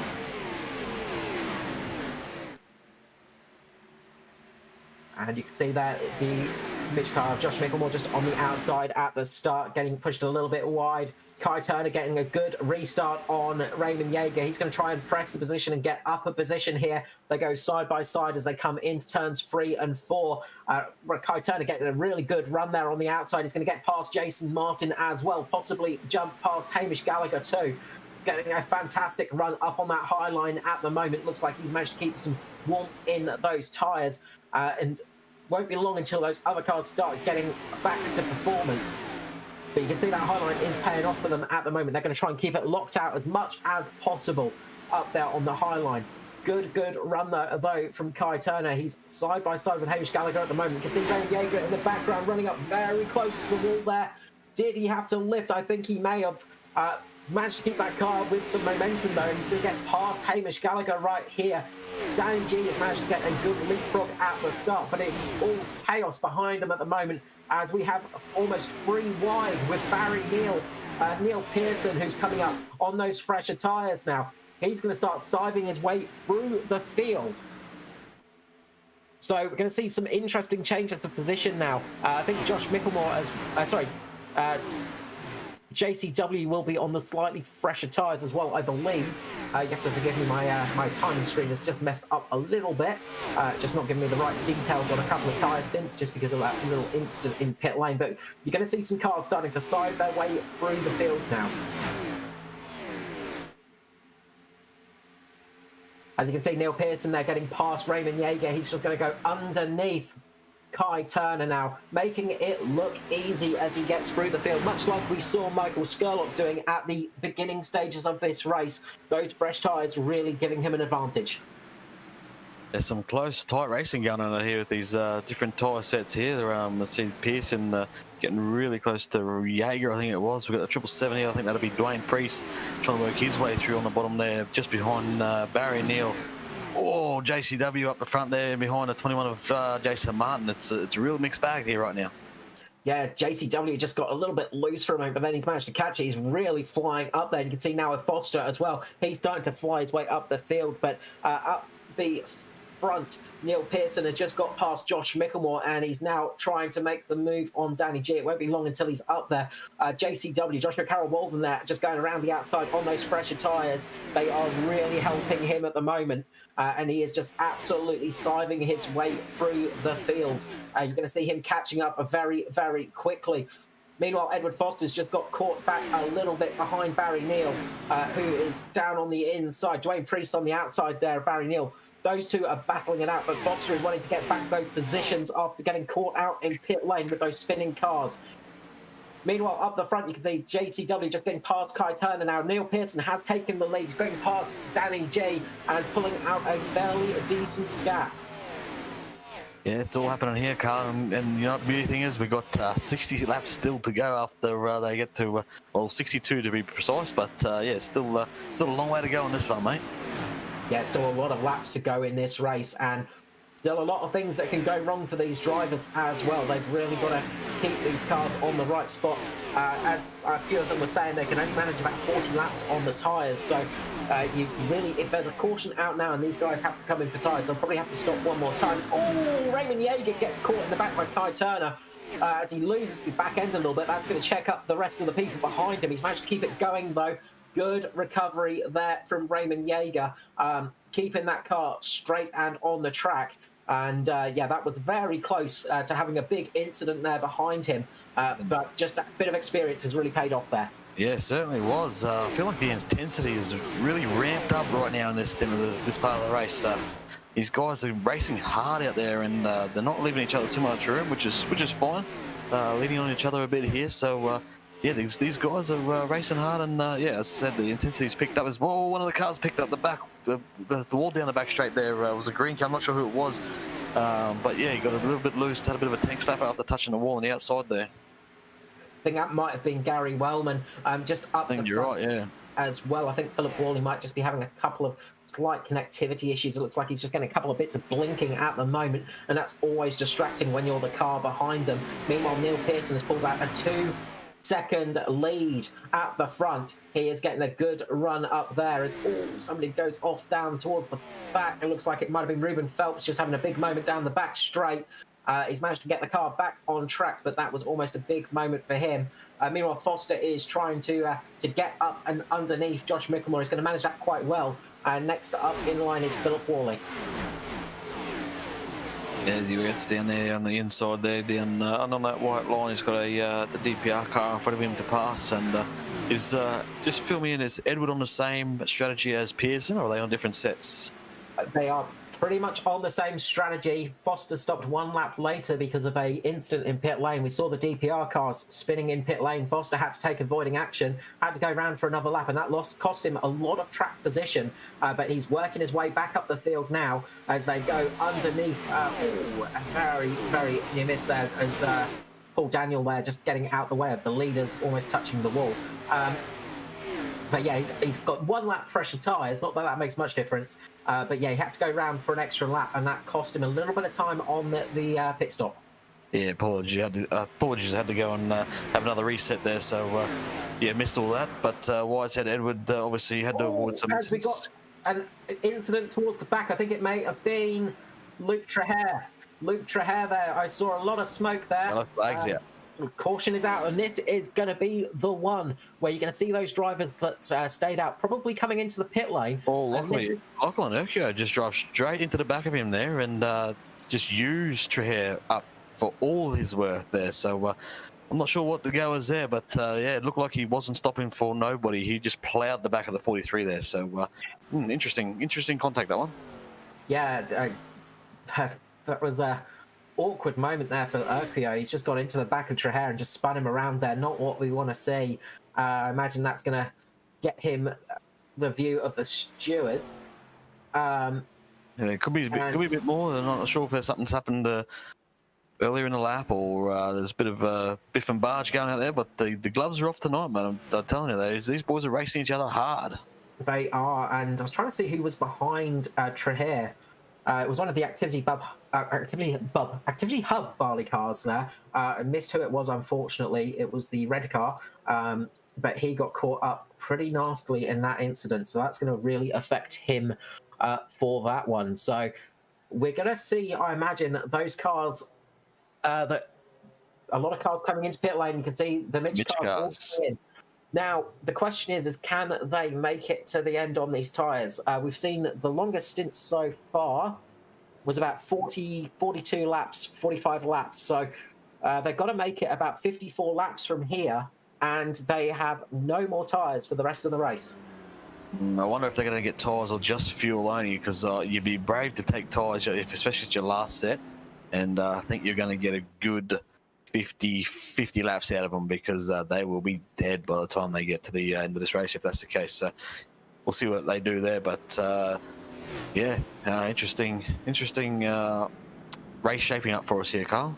We do indeed, and it looks like the Mitch cars just took fuel. Saw a couple of cars taking tyres, but looks like the Mitch cars were just taking fuel in that stop. So yeah, I had a feeling that might be the case.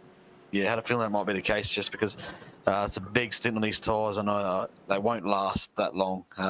You'll be dead by the time you get to lap 30 in these things. So just a strategy card played there. So whether they can get home on a full tank now, that's probably what they're banking on.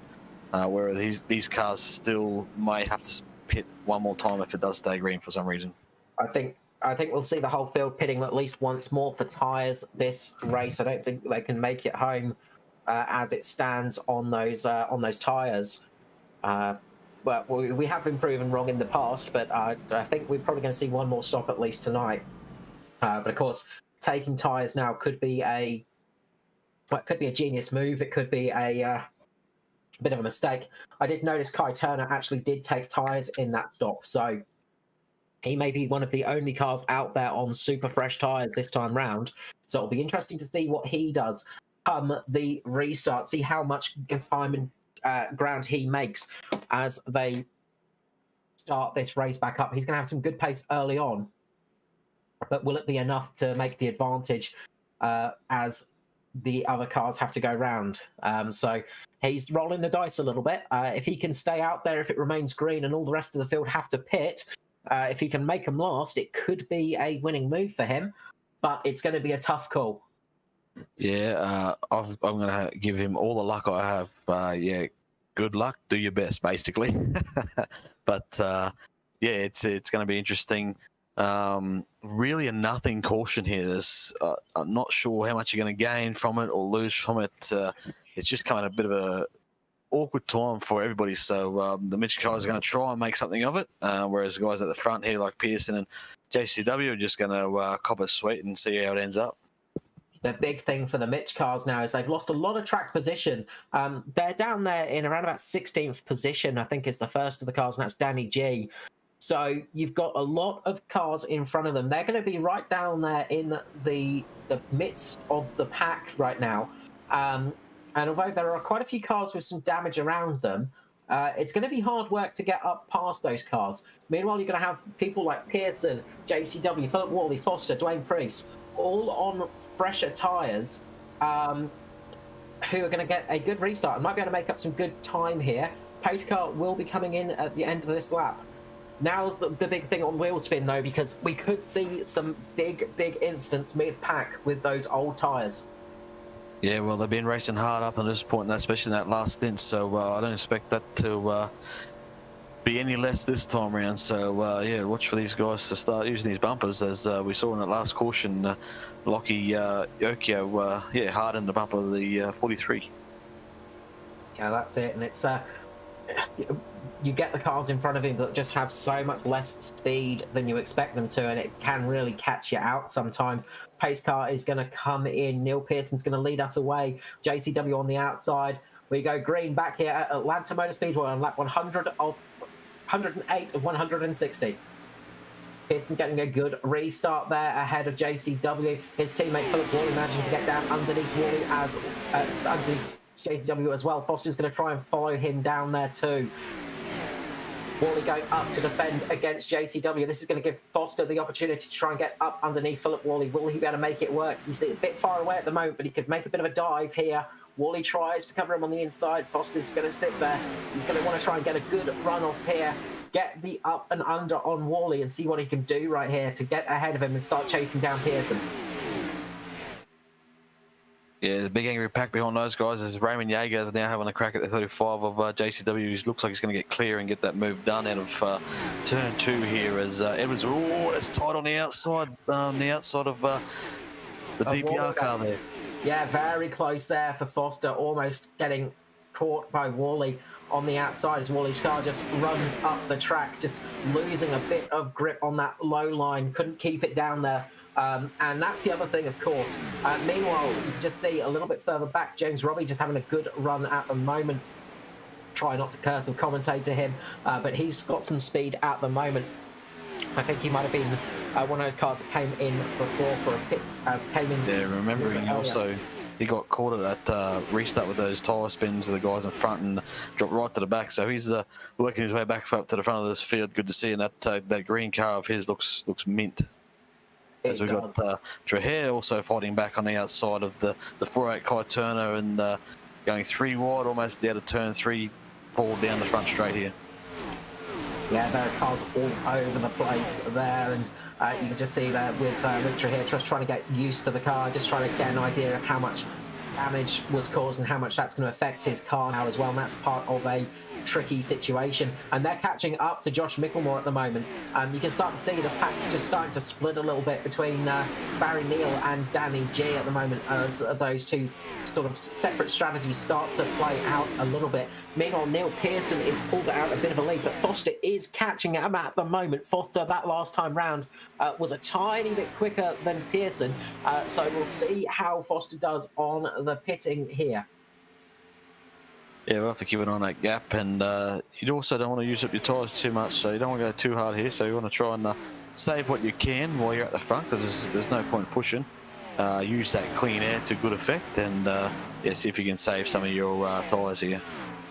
Oh, Barry Neal getting underneath Gary Wellman. Oh, Barry Neal catching. Oh, Dwayne Priest is caught up. He's hard on the fence there by the looks of it. We've got Mirko on the apron down there. His field is scattered. I'm not sure if we're green still.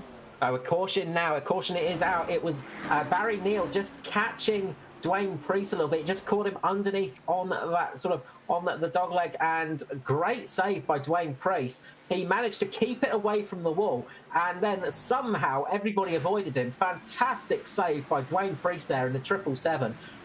That's probably going to be the save of the year, I think. Yeah, he's got a replay up on screen now. Oh, he just gets hooked. He's had a big tank slapper. He's, I'll tell you what, that's pretty good car control from Dwayne Priest, mate. Good save to him, and shout out to the guys behind not to get themselves caught up in a mess as well. So well done to the guys there as well. Yeah, big shout out to Josh Mickelmore there. He was straight on the radio saying check up on that straight. He saw it all unfolding just ahead of him, and let everybody know what was happening, and they all had time to just get on the brakes and avoid that incident. But that was a super save by Dwayne Priest. We said a few times this season, it's good to see Dwayne Priest up there and just showing that he does have that car control. He is one of those very crafty veteran drivers and extremely skilled out there to hold that car in. Yeah, for sure. And Dwayne Priest has been around for a long time in the ANZCAR series. He doesn't race every single race, but he has been around it throughout the years that they've been running.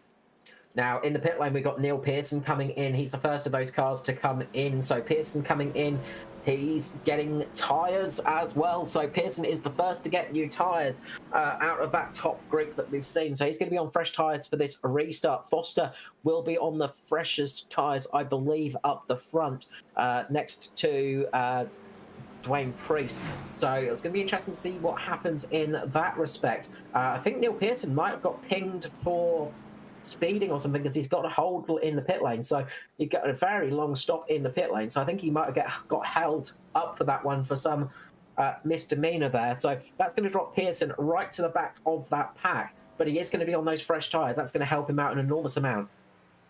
Yeah, I don't know who's going to win this one, Carl, mate. It is spread all over the page here. Good luck to anyone trying to pick a winner to this one.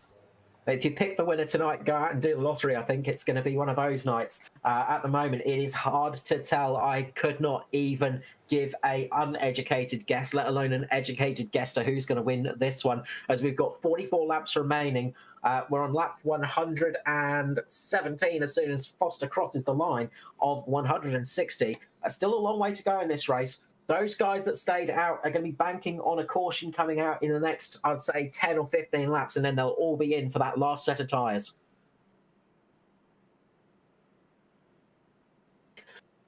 So Foster up in the lead with Joshua Carroll Walden in second, Lachlan Urquio in third with James Robbie in fourth. Great recovery for James Robbie in that Pace Syndicate car. That beautiful green racing livery on his car. Just behind him in a similar green car is Gary Wellman. Danny G has managed to work his way back up to sixth position. Fantastic driving from Danny G. I do have to wonder if maybe he took some tyres in that last stop because he has got some speed that the other Mitch cars don't have. So I'm just going back to have a little bit of a look and see what happened there. Then behind Danny G, we've got Dwayne Priest, Mirko Dorner, Kai Turner, Matthew Raymond in 10th place. So it's going to be interesting to see what happens with the rest of those cars. It's going to be an interesting race from here on out. We've got so many different strategies. And no, Danny G did not take tyres. He just took fuel in that last stop. So doing a great job of keeping that car going on those older tyres at the moment. Danny G, of course, taking the win in Phoenix last week. Unfortunately, we did not get to broadcast the end of that race. But Danny G getting his first W of the season. So the car's going to start lining up in dual positions again, as we see so often on the restarts here. It's a very different kind of restart system, of course, in oval racing. You do have that and especially in an ANZCAR as well, you have to wait for the leader to pull away, and we have the no passing before the line rule as well. So everybody has to keep in their lanes as they're racing. So if you see somebody jump out of position and trying to overtake somebody before they cross the checkered line, then they are doing a bit of a naughty thing and will get pulled up by the stewards. But you keep in your lane, and as soon as you cross that line, you go for those positions to try and stop incidents on those restarts. Of course, that is there for. So Foster will get the chance to lead away, and it will be his prerogative as where to put the foot down on that throttle. JCW's just got to try and guess where he's going to do that, as the pace car will be coming in very shortly as we get back to live racing on lap 118 here at Atlanta Motor Speedway. Yeah, pace car will pull down straight on the pit road here, and the Edward Foster will have control of the field, and he goes now. He gets a little bit of wheel spin. Josh gets a great restart in the 35 on the outside. He's almost anticipated that start and gets a great run. Let's see if he can hold it down the outside there. We've got James Robbie in behind with Lachlan Okio as well in there. Gary Wellman as well. Gary Wellman. Yeah, Wellman, yeah. Inside. Yeah, good restart there from JCW. Foster just got a little bit of wheel spin in the pretty much the second phase. He put his foot down, and JCW heard that, put his foot down in response, and just got to stick right to Foster. Didn't make the position, but he did keep nice and close, and that's the important thing on a restart like this. Yeah, good battle here between the two green cars there, Wellman and James Robbie on the outside, and the 42 just in front of those guys. And NEG is got a good view of this at the moment. Who's he got for company with him there? He's got one of the Crank Esports cars, Luke Trahair coming back. Yeah, Luke Trahair and Mirko Dortnak in front of him as well. Nice to see Mirko up there in the high ends of the field. Won't talk too much because I don't want to curse him, but nice to see him back up there. Trahair having a good recovery there as well, especially with that bit of damage to the front. He's really got some good pace in him. We've seen this season with Trahair. He's had some very good runs, especially in the truck series. He seems to be a master at holding higher wear as well. So tight between Wellman and Urquio there off the turn two. They're getting nice and tight and comfy there. Those boys are almost sharing a bed by the looks of it out of turn two. Yeah, very close there. And they get off turn four with the 42 and Wellman, and that gives Mirko Dortnak a chance to go down the inside of Gary Wellman and moves himself up into third place. That will be so. Job's not done yet, but working away on the inside of it. As we've got Hamish Gallagher taking a bit of a spin and somebody else going into the wall behind him, a bit further back in the field, but we have remained green. I'm just trying to see if I can see what happened there. Dwayne Priest there. Dwayne Priest going up into the wall. So unfortunate for Dwayne Priest. We saw that super save, and that went up into the wall that time round. So Mirko's up in the second place here, so he's made a move on JCW down the front straight there. Not sure if Josh had an issue out of turn four possibly, but Gary Wellman's going to be all over him too now. So the 35 of Josh is coming under extreme pressure here by the guys behind. And meanwhile, up front, Foster has pulled out a bit of a lead at the moment. Mirko Dortnak is starting to catch up though. Dortnak might be on much fresher tyres. I'm sort of seeing on my pit lane stops, so I think Mirko Dortnak might be on a good set of tyres right here, and this is going to see him have some good pace as this little bit of the race goes on. So be interesting to see how much faster he is than Foster. At the moment, he's about 0.3 of a second a lap faster than Foster. Yeah, I can't see the ticker at the moment, but I'm not sure how many laps we got left, but he's definitely chasing down the 53 here and should get the lead of this race in not too distant future. I've got 36 laps left. We're on lap 125 as Mirko Dortnak goes down the inside of Foster and takes the lead of the Atlanta round of the ANZCAR Cup. Dortnak taking the lead, and he's going to start pulling out a bit of a gap here from Foster now. He's going to want this to remain as green as possible for the near future. Meanwhile, Andrew Dyson is making a good move down on James Robbie and Luke Trahair, I believe. So really got some pace in Andrew Dyson's car, who is on that's an angry pack. Have a look at them. They're all over the shop here. So Mirko banks himself a bonus point for winning a lap. He loves a good bonus point, Mirko. So good on you, Mirko's here at the front there, but this pack looks angry. These boys look racy up here. Yeah, they are. There's so many different tyre strategies. As Dyson gets so close to the wall there. Dyson in the sim race car, the GPR car, I believe is on much fresher tyres than those cars around him. Raymond Jaeger as well on those fresh tyres as well. So you're going to see some really racy cars coming up here now. And this is the part of the race where if it remains green, these guys are going to get some really good positions gained. Yeah, absolutely. You see Andrew Dyson on the outside of the 23 of Jaeger. I said it last week, Dyson's a handy road racer. He's handy in the V8 supercar, so it'll be good to see when we get to a road course to see how he goes with those guys there. But working away now on Jaeger, as they're still side by side going through 3 and into 4 here now with Edward Foster. Both look like they're catching him at the same time. Yeah, they're absolutely catching Foster. Foster can't do anything about those cars at the moment. He's doing his best, but he is a good couple attempts slower each lap. Oh, this is going to get tight, Julia. We've got Pearson who's running the high line. He's got his teammate Dyson in front of him. He's got a teammate behind him getting loose. I'm not sure who that is, but he's just got a bit loose. He's gathered up though, and yeah, it's about to get tight and awkward through here as Jaeger goes to the bottom and Dyson goes to the top. They just split Edward Foster right round the outside. Bit of a Hakkinen Schumacher move there at Spa, going around the outside of Foster. Two trailer park girls. That's it. But those DPR cars are all on fresh tyres, same as Raymond Jaeger.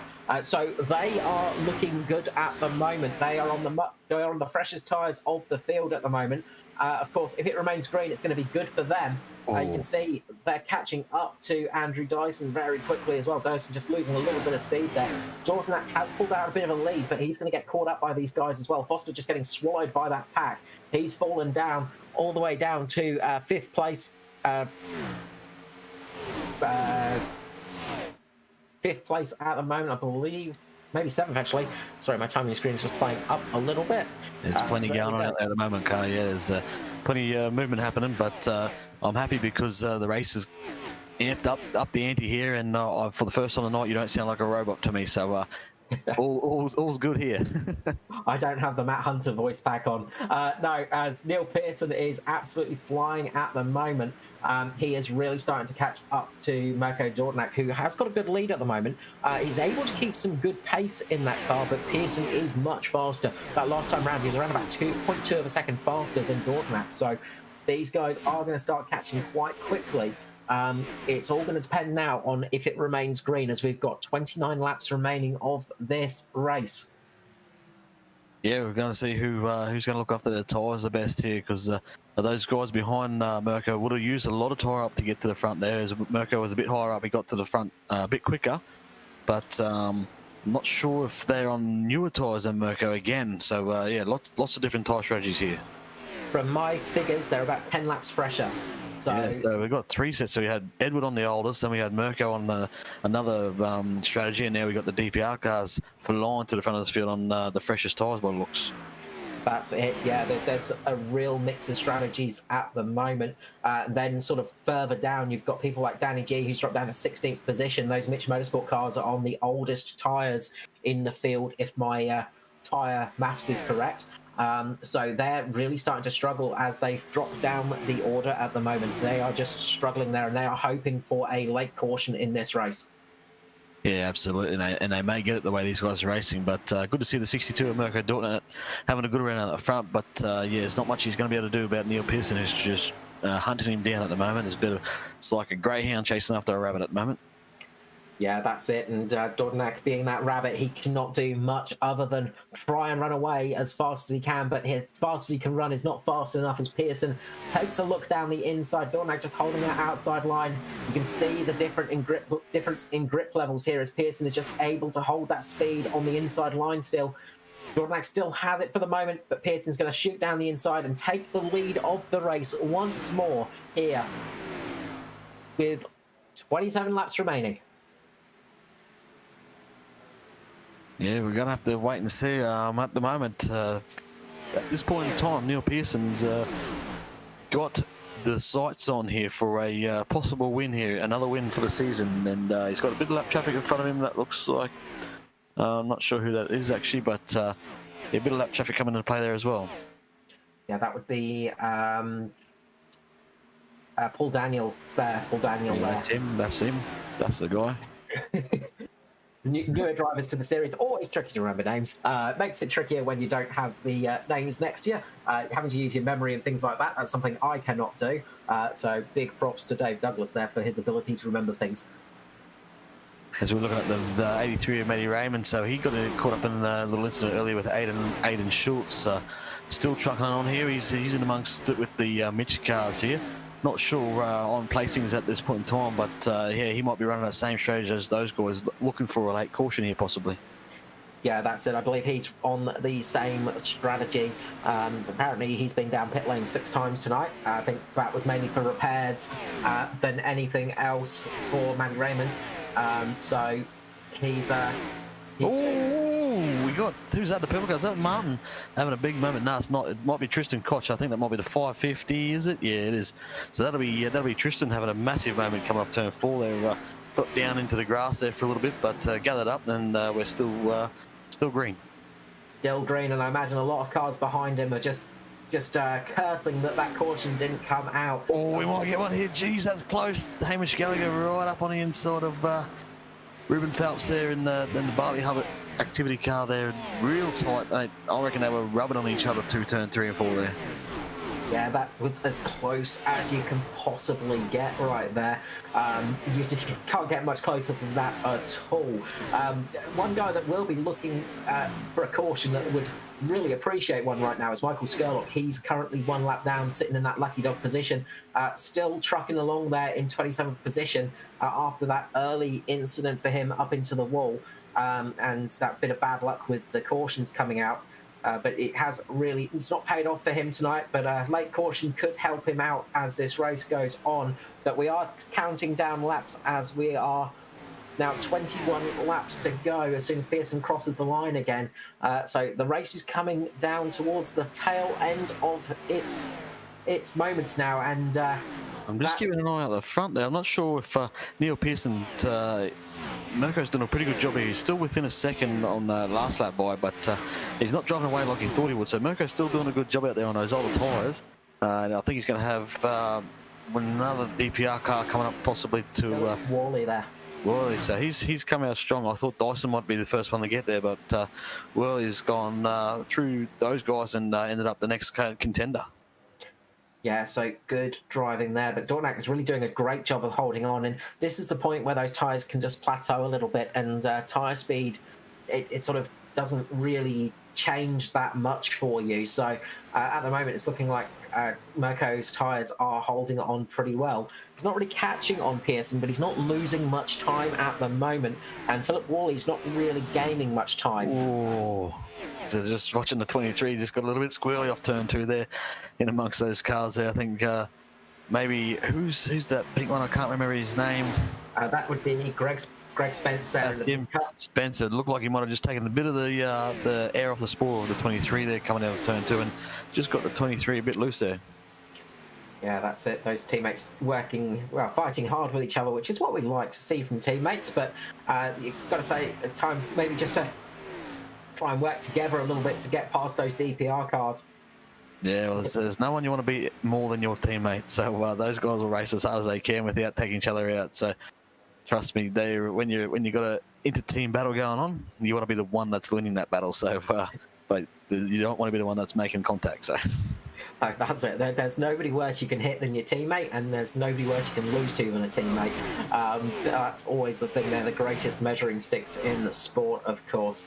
But as I say, DPR doing a great job tonight with 3 of their cars in the top 5. Oh, James, sorry, James probably just got real tight and went up in front of the 42 of Verkio as Spencer now looks to the inside of the Dyson in a 041 here, but as you were saying, the DPR cars have done well tonight, and so far is very close to the outside wall. So far it's paid off for those guys.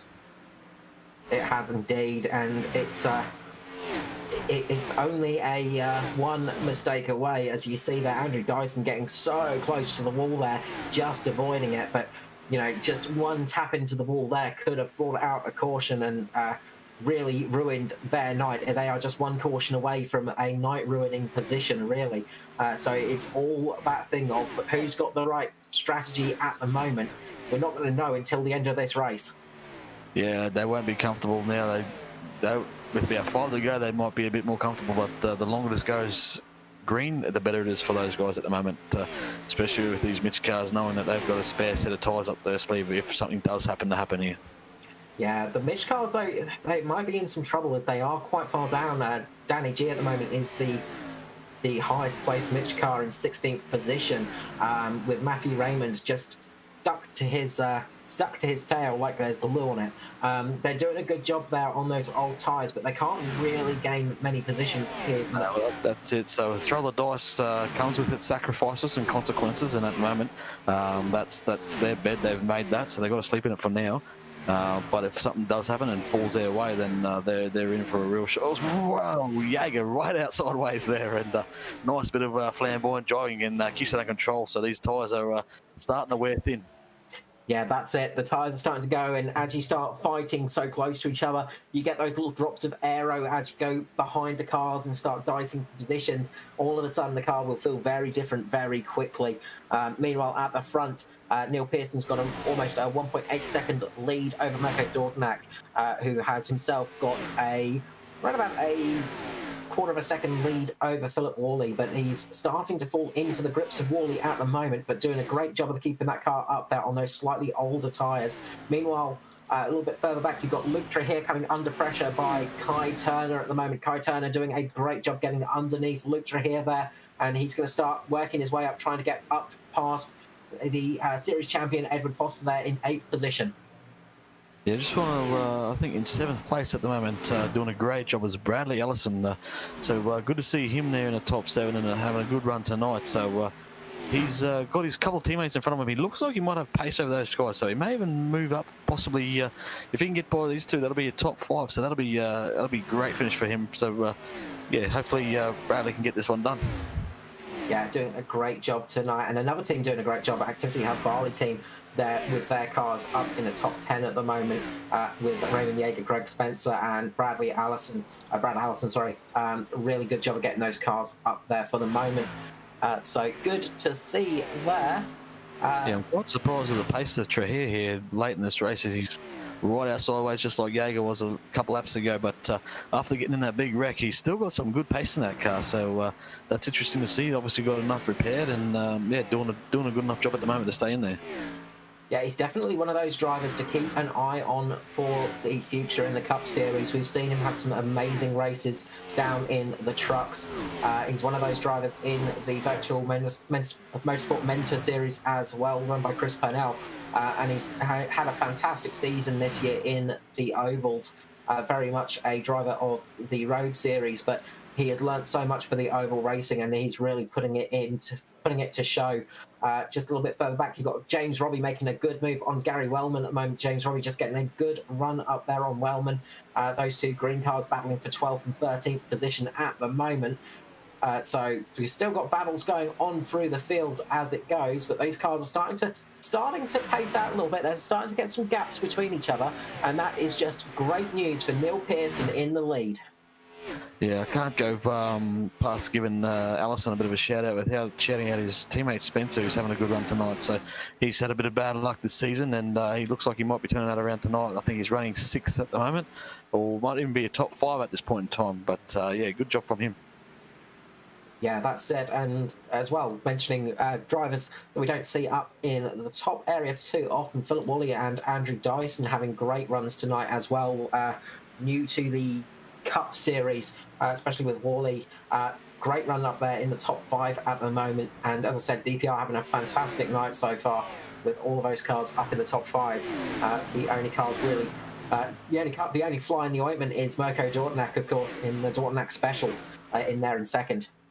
Yeah, it's absolutely. There's a big pack of cars there again, entering down into 3 there. We're just going to jump back to a replay here. And it's Trahir, I think. Yeah, he's come off. Oh, he got up in the wall. He's come off there hard into the safer barrier on the inside. We stay green, though, I believe, and that hasn't brought out the caution. It's not brought out the caution. Curse of the commentator. I don't think we can say much more than that for that one. Real big moment there for Trahir, unfortunately. That is devastating for him. He was having a good run up there. I also noticed that Joshua Carroll Walden has come into the pit lane. So JCW coming into pit lane to get some fresh tyres put on that car, or maybe some fuel. I'm not sure if it's fuel, then there could be a few people in trouble out there. Yeah, I'm not sure. You wouldn't be stopping for tyres at the moment, but I can tell you that Neil Pearce will be counting his laps down at the moment and hoping it stays green right now, because at the moment, if it stays green, this is his race to lose. But yeah, you can never say never here. I've had it before. You get a late race caution and then everything changes. That's it, as we've got 6 laps to go now. Neil Pearson up there in the lead, ahead of Mirko Dortmund, ahead of Philip Worley, ahead of Andrew Dyson, who is in a battle with Raymond Jaeger at the moment. Jaeger is really pressing on and pushing that car up there as he gets a little bit loose there, I think. Raymond Jaeger just gets a bit loose and loses quite a bit of speed. That's going to give Greg Spencer the chance to get up ahead of Jaeger, give him the opportunity to get in. We have got people pitting in. I think people are starting to run out of fuel, because I just had James Robbie coming into the pit lane. So we've got people obviously really taking the cars to the end of this race, hoping for a late caution, obviously running the fuel as far as they can, and it's not working out for them. Yeah, it's getting tight towards the end of this race, and I think Kai Turner might have just put a move on the 53, or they were just battling as he has done. So Kai Turner moves up another spot in the MFR car.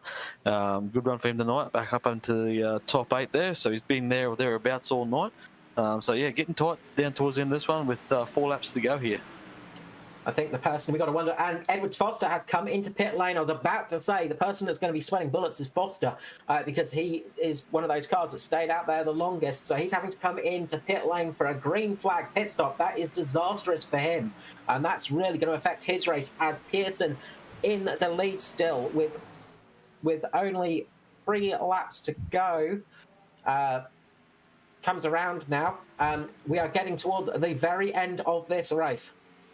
Yeah, it's a bit all over the shop here. So those guys that just looking for that late caution are paying the price for that now, unfortunately. So hasn't happened for them. They've got to take 7 fuel. They will get points, but yeah, unfortunately, going to be a couple of laps down here by the end of it. Yeah, that's really going to affect them. Pitting under green is always a painful experience. So we'll see how that one goes. Worst part is you might end this race with a spare set of tyres up your sleeve. You don't want to do that. You want to use up what you got. You never want to end the race with a bit of spare speed in your pocket. No, there's nothing worse than having a spare set of tyres that are unused in there, and it just it's disastrous, But that's the thing we say about rolling the dice. Sometimes it's in your favour, and sometimes it's not. And in those cases, definitely wasn't.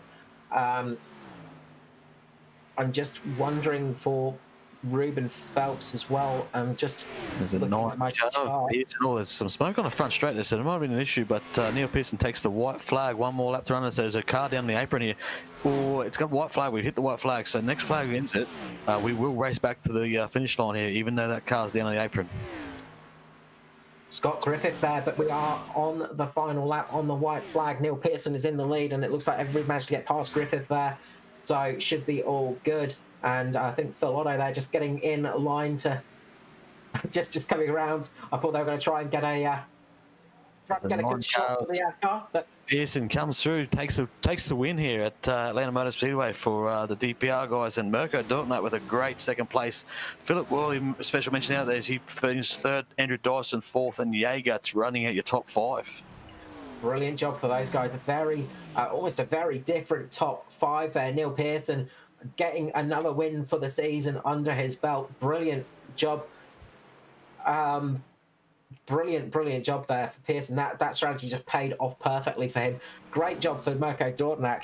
Up 22 positions in that race. I spoke to him before the race, and he wasn't looking forward to this one. He didn't expect to do very well. So I think we can say he's done better than he thought in that one. Yeah, absolutely. He's a smooth operator, Mirko, but yeah, some good results all around for a few guys in the top 10, even top 15. There's some names you don't see up there all the time having some good races tonight. So this one's really mixed it up. It has indeed, and Ruben Phelps getting in P10 at the end there. That's going to be great for the Activity Hub Bali team. So after 5th place, you have Greg Spencer in 6th, Bradley Allison 7th, Kai Turner in 8th, Matty Raymond in 9th place, Ruben Phelps in 10th. Harry and Anastakis in 11th, with Josh Micklemore finally finishing in 12th place. Hamish Gallagher 13th, Barry Neal 14th, S. Patton 15th, with Jason Martin 16th, Danny G 17th, Tristan Koch 18th, Lachlan Oko 19th, Phil Otto in 20th, first car a lap down. Then Edward Foster finished 21st with that late pit stop. Joshua Carroll in 22nd, James Robbie 23rd, Gary Wellman 24th, Michael Skurlock 25th in the end, Scott Griffiths 26th, Matt Hunter 27th, 28th for Paul Daniel on his debut, Aaron Major in 29th with Luke Chaher in 30th, Christopher Finley 31st, 10 laps down, Dwayne Priest 32nd after that amazing save, didn't get so lucky the second time, Stephen Williams 33rd, Aidan Schultz 34th, Adam Rosell 35th, Witcher 36th, Hardigans 37th, 38th Donnelly, Hickey in 39th, Vincent 40th, 41st was Dylan Howe 42nd, and Liam Ford 43rd. So yeah, what a brilliant drive there! What a brilliant race! We had so many different things happening in that one. Yeah, tell you what, it was almost like it rained out there. Yeah, they say in road racing, rain's the great equaliser. Well, Atlanta was the great equaliser tonight, and there's a nice chopper there. But yeah, it really turned it on tonight. Those boys out there. Yeah, that was a brilliant race we saw there. So we'll drag down the drivers from the top three. First joining us in the booth is a man that wasn't expecting too much tonight, Mr. Mirko Dornak. Mirko Dornak, welcome to the booth. Oh, hey there, Carl. How you going, mate? Yeah, good, thanks. It's nice to speak to you at the end of the race for a change. Congratulations on that P2. Yeah, thanks, mate. Yeah, it's a good race, man. It was a good race. I lucked into it, I guess. Yeah, I didn't think I was going to get anywhere near that. I was just hoping to finish the race, but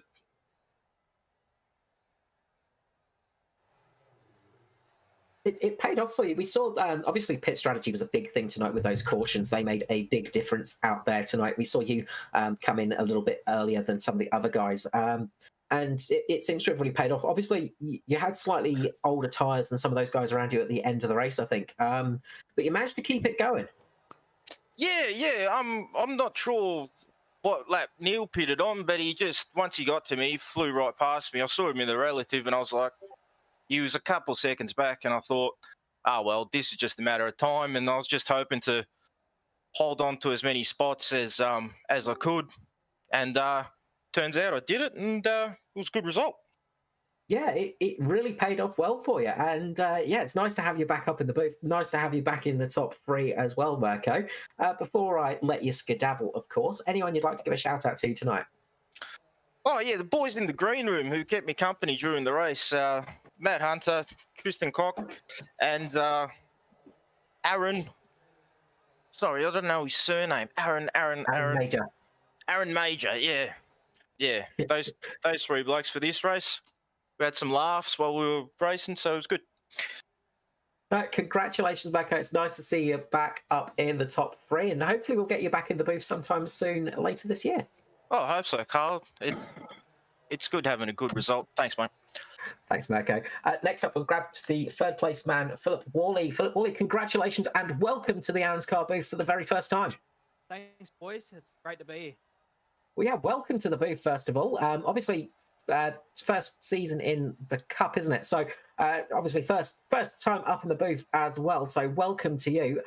What a brilliant result for yourself there, up in third place. Yeah, no, it was good. Just avoided the accidents early and played the strategy right, really. It stayed green when we needed it to at the end, so it was good. So we saw pretty much the whole team come in on that last. I think it was that last caution. Of course, were you all in communication with that one? Yeah, that was Neil, mate. He steers the ship for us in ANZCAR, and we just follow what he says basically and hope for the best. Well, it really paid off for you tonight and worked out well, especially for the whole team. Of course, your teammate Andrew Dyson just finishing behind you, just out of the top three there. But with three of your cars in the top five, you must be pretty chuffed with that, and especially chuffed first time up in that area of the field. Yeah, absolutely, mate. I would say the boys in the last couple of months have been putting a little bit more effort in the NASCAR side of stuff, so we can start getting some decent results. And it's really good to start seeing it paying off now.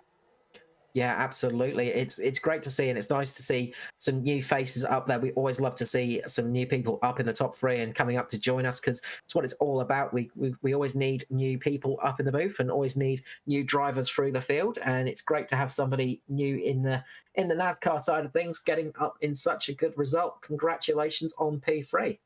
Thank you very much, mate. Thank you very much. Now, before I let you go, of course, anyone you'd like to give a shout out tonight? Firstly, Neil, for the amazing strategy tonight. That was a good call. And secondly, to our sponsors, simrigs.com, Southwell Lifts and Hoists, Ben Max Mechanical, BetSmart Racing Service, and NP Designs. And lastly, I'd love to thank you boys for putting on a good show. Well, you're always welcome. I hope you enjoy watching this one back. I will. Thank you so much, Philip Wally. Next up, we have Neil Pearson. Neil Pearson, congratulations on another win in the Cup Series. Yeah, thank you. And most importantly, my first oval win. So I'm pretty happy with that. I can imagine, yes. I'm about to say, we've seen you on the road courses doing extremely well, and on the ovals, you've seemed to have got that nailed tonight as well. Obviously, that strategy call really paying off for you. I imagine you had fingers, toes, legs, arms, everything you could cross that no caution would come out towards the end of that race. Yeah, everything was crossed. I was just going, please, just no caution. And Steve was going, oh, the track's pretty clear. Like with about 10 to go, like no one was battling, and we're just yelling at him to be quiet, don't jinx it, sort of thing. I know it's always hard when you're commentating a race. You've got to be careful not to jinx the person in the lead. So we're trying our best to keep it down low a bit for you. But an excellent result for yourself, and especially for the team as well. You must be delighted having 3 of your cars up there in the top 5 tonight. Yeah, it's absolutely fantastic result. The cautions really went our way, as we've discussed, and the boys are really starting to get a hang of running these cars. And, I've been helping them and just trying to get them up to speed as quick as we can. And, it's starting to really show. It's going to be a bit interesting when we get to like the other sort of tracks where it's more of a driver's track rather than these cookie cutter ones. So that'll be interesting, but I think it's going to be fun. Yeah, of course. Yeah, there's a lot of different tracks coming up. And of course, something I haven't mentioned yet, of course, next race, we're going to Bristol. Of course, Bristol is one of those tracks that has always been a tricky one, a different track, but it's a very different task this year with it being on dirt. Yeah, that's going to be fun. It's going to be very interesting. I'm hoping it's not a bit of a yellow fest. We get some green laps in there because Bristol's pretty fun. But also at the same point, I did some just practice and whatnot, and you can really just slide job people, which tends to breed the cautions. So, but it's something I'm looking forward to, and I think it's going to throw a bit of a spanner into everyone who doesn't do dirt, like myself. I don't really take it seriously, so it's going to be interesting. Yeah, it's going to be a very different experience for a lot of those drivers. I remember last year in the truck series when we were at Eldora, it was a very different experience with the trucks on dirt. I can't imagine how different it's going to be racing a cup car on dirt, because that's going to be something else. So obviously, you must be along with a lot of other drivers, unsure of what to expect next week. Yeah, it's going to be an interesting one, that's for sure. So I think it's going to be fun. It should be an interesting one for sure. Thank you, Neil. And before we let you go, of course, anyone you'd like to give a shout out to tonight for? Yeah, just my teammates. They've been really pushing me along. I've been helping them, as I said, but they've also been pushing me to put more practice laps in. And I think the speed that I've had all season really shows that.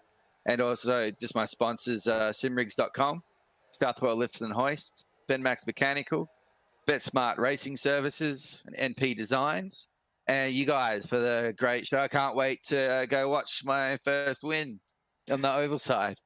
Yeah, look, I hope you enjoy the broadcast. It was a pretty interesting race for sure. We had quite a lot of action all the way through that one. Thank you so much, Neil. I'm sure we'll see you back in the booth shortly. I hope so. Neil Pearson there for the DPR team even, sorry. Another good win for Neil Pearson there, and that's going to be great for his championship hopes, isn't it, Dave? Yeah, certainly. I'm not sure if he's leading it coming into this round after the issues last week, but bounced back strongly with the win tonight. Yeah, that's it. I think he's going to be close to getting back to the lead. Josh Mickelmore had a 19-point advantage over Neil coming into this race. Mr. Consistency, Josh Mickelmore, but he had a bit of a terrible night tonight for him. Still finished P12 though, so he's still going to get a good haul of points. So the championship is still all to play for. And as we said, next time out we're going to Bristol for dirt. That's going to be a fun one on the 25th of March. Oh yeah, get the dirty. Let's get dirty, man. I can't wait. Rip the lip, boys. Yeah, it's going to be a really interesting race. So from myself, Carl Withy, Dave Douglas, and of course JP up in the production area, we're going to wish you all a fantastic night, and we will see you all next time on the 25th of March for the Bristol race.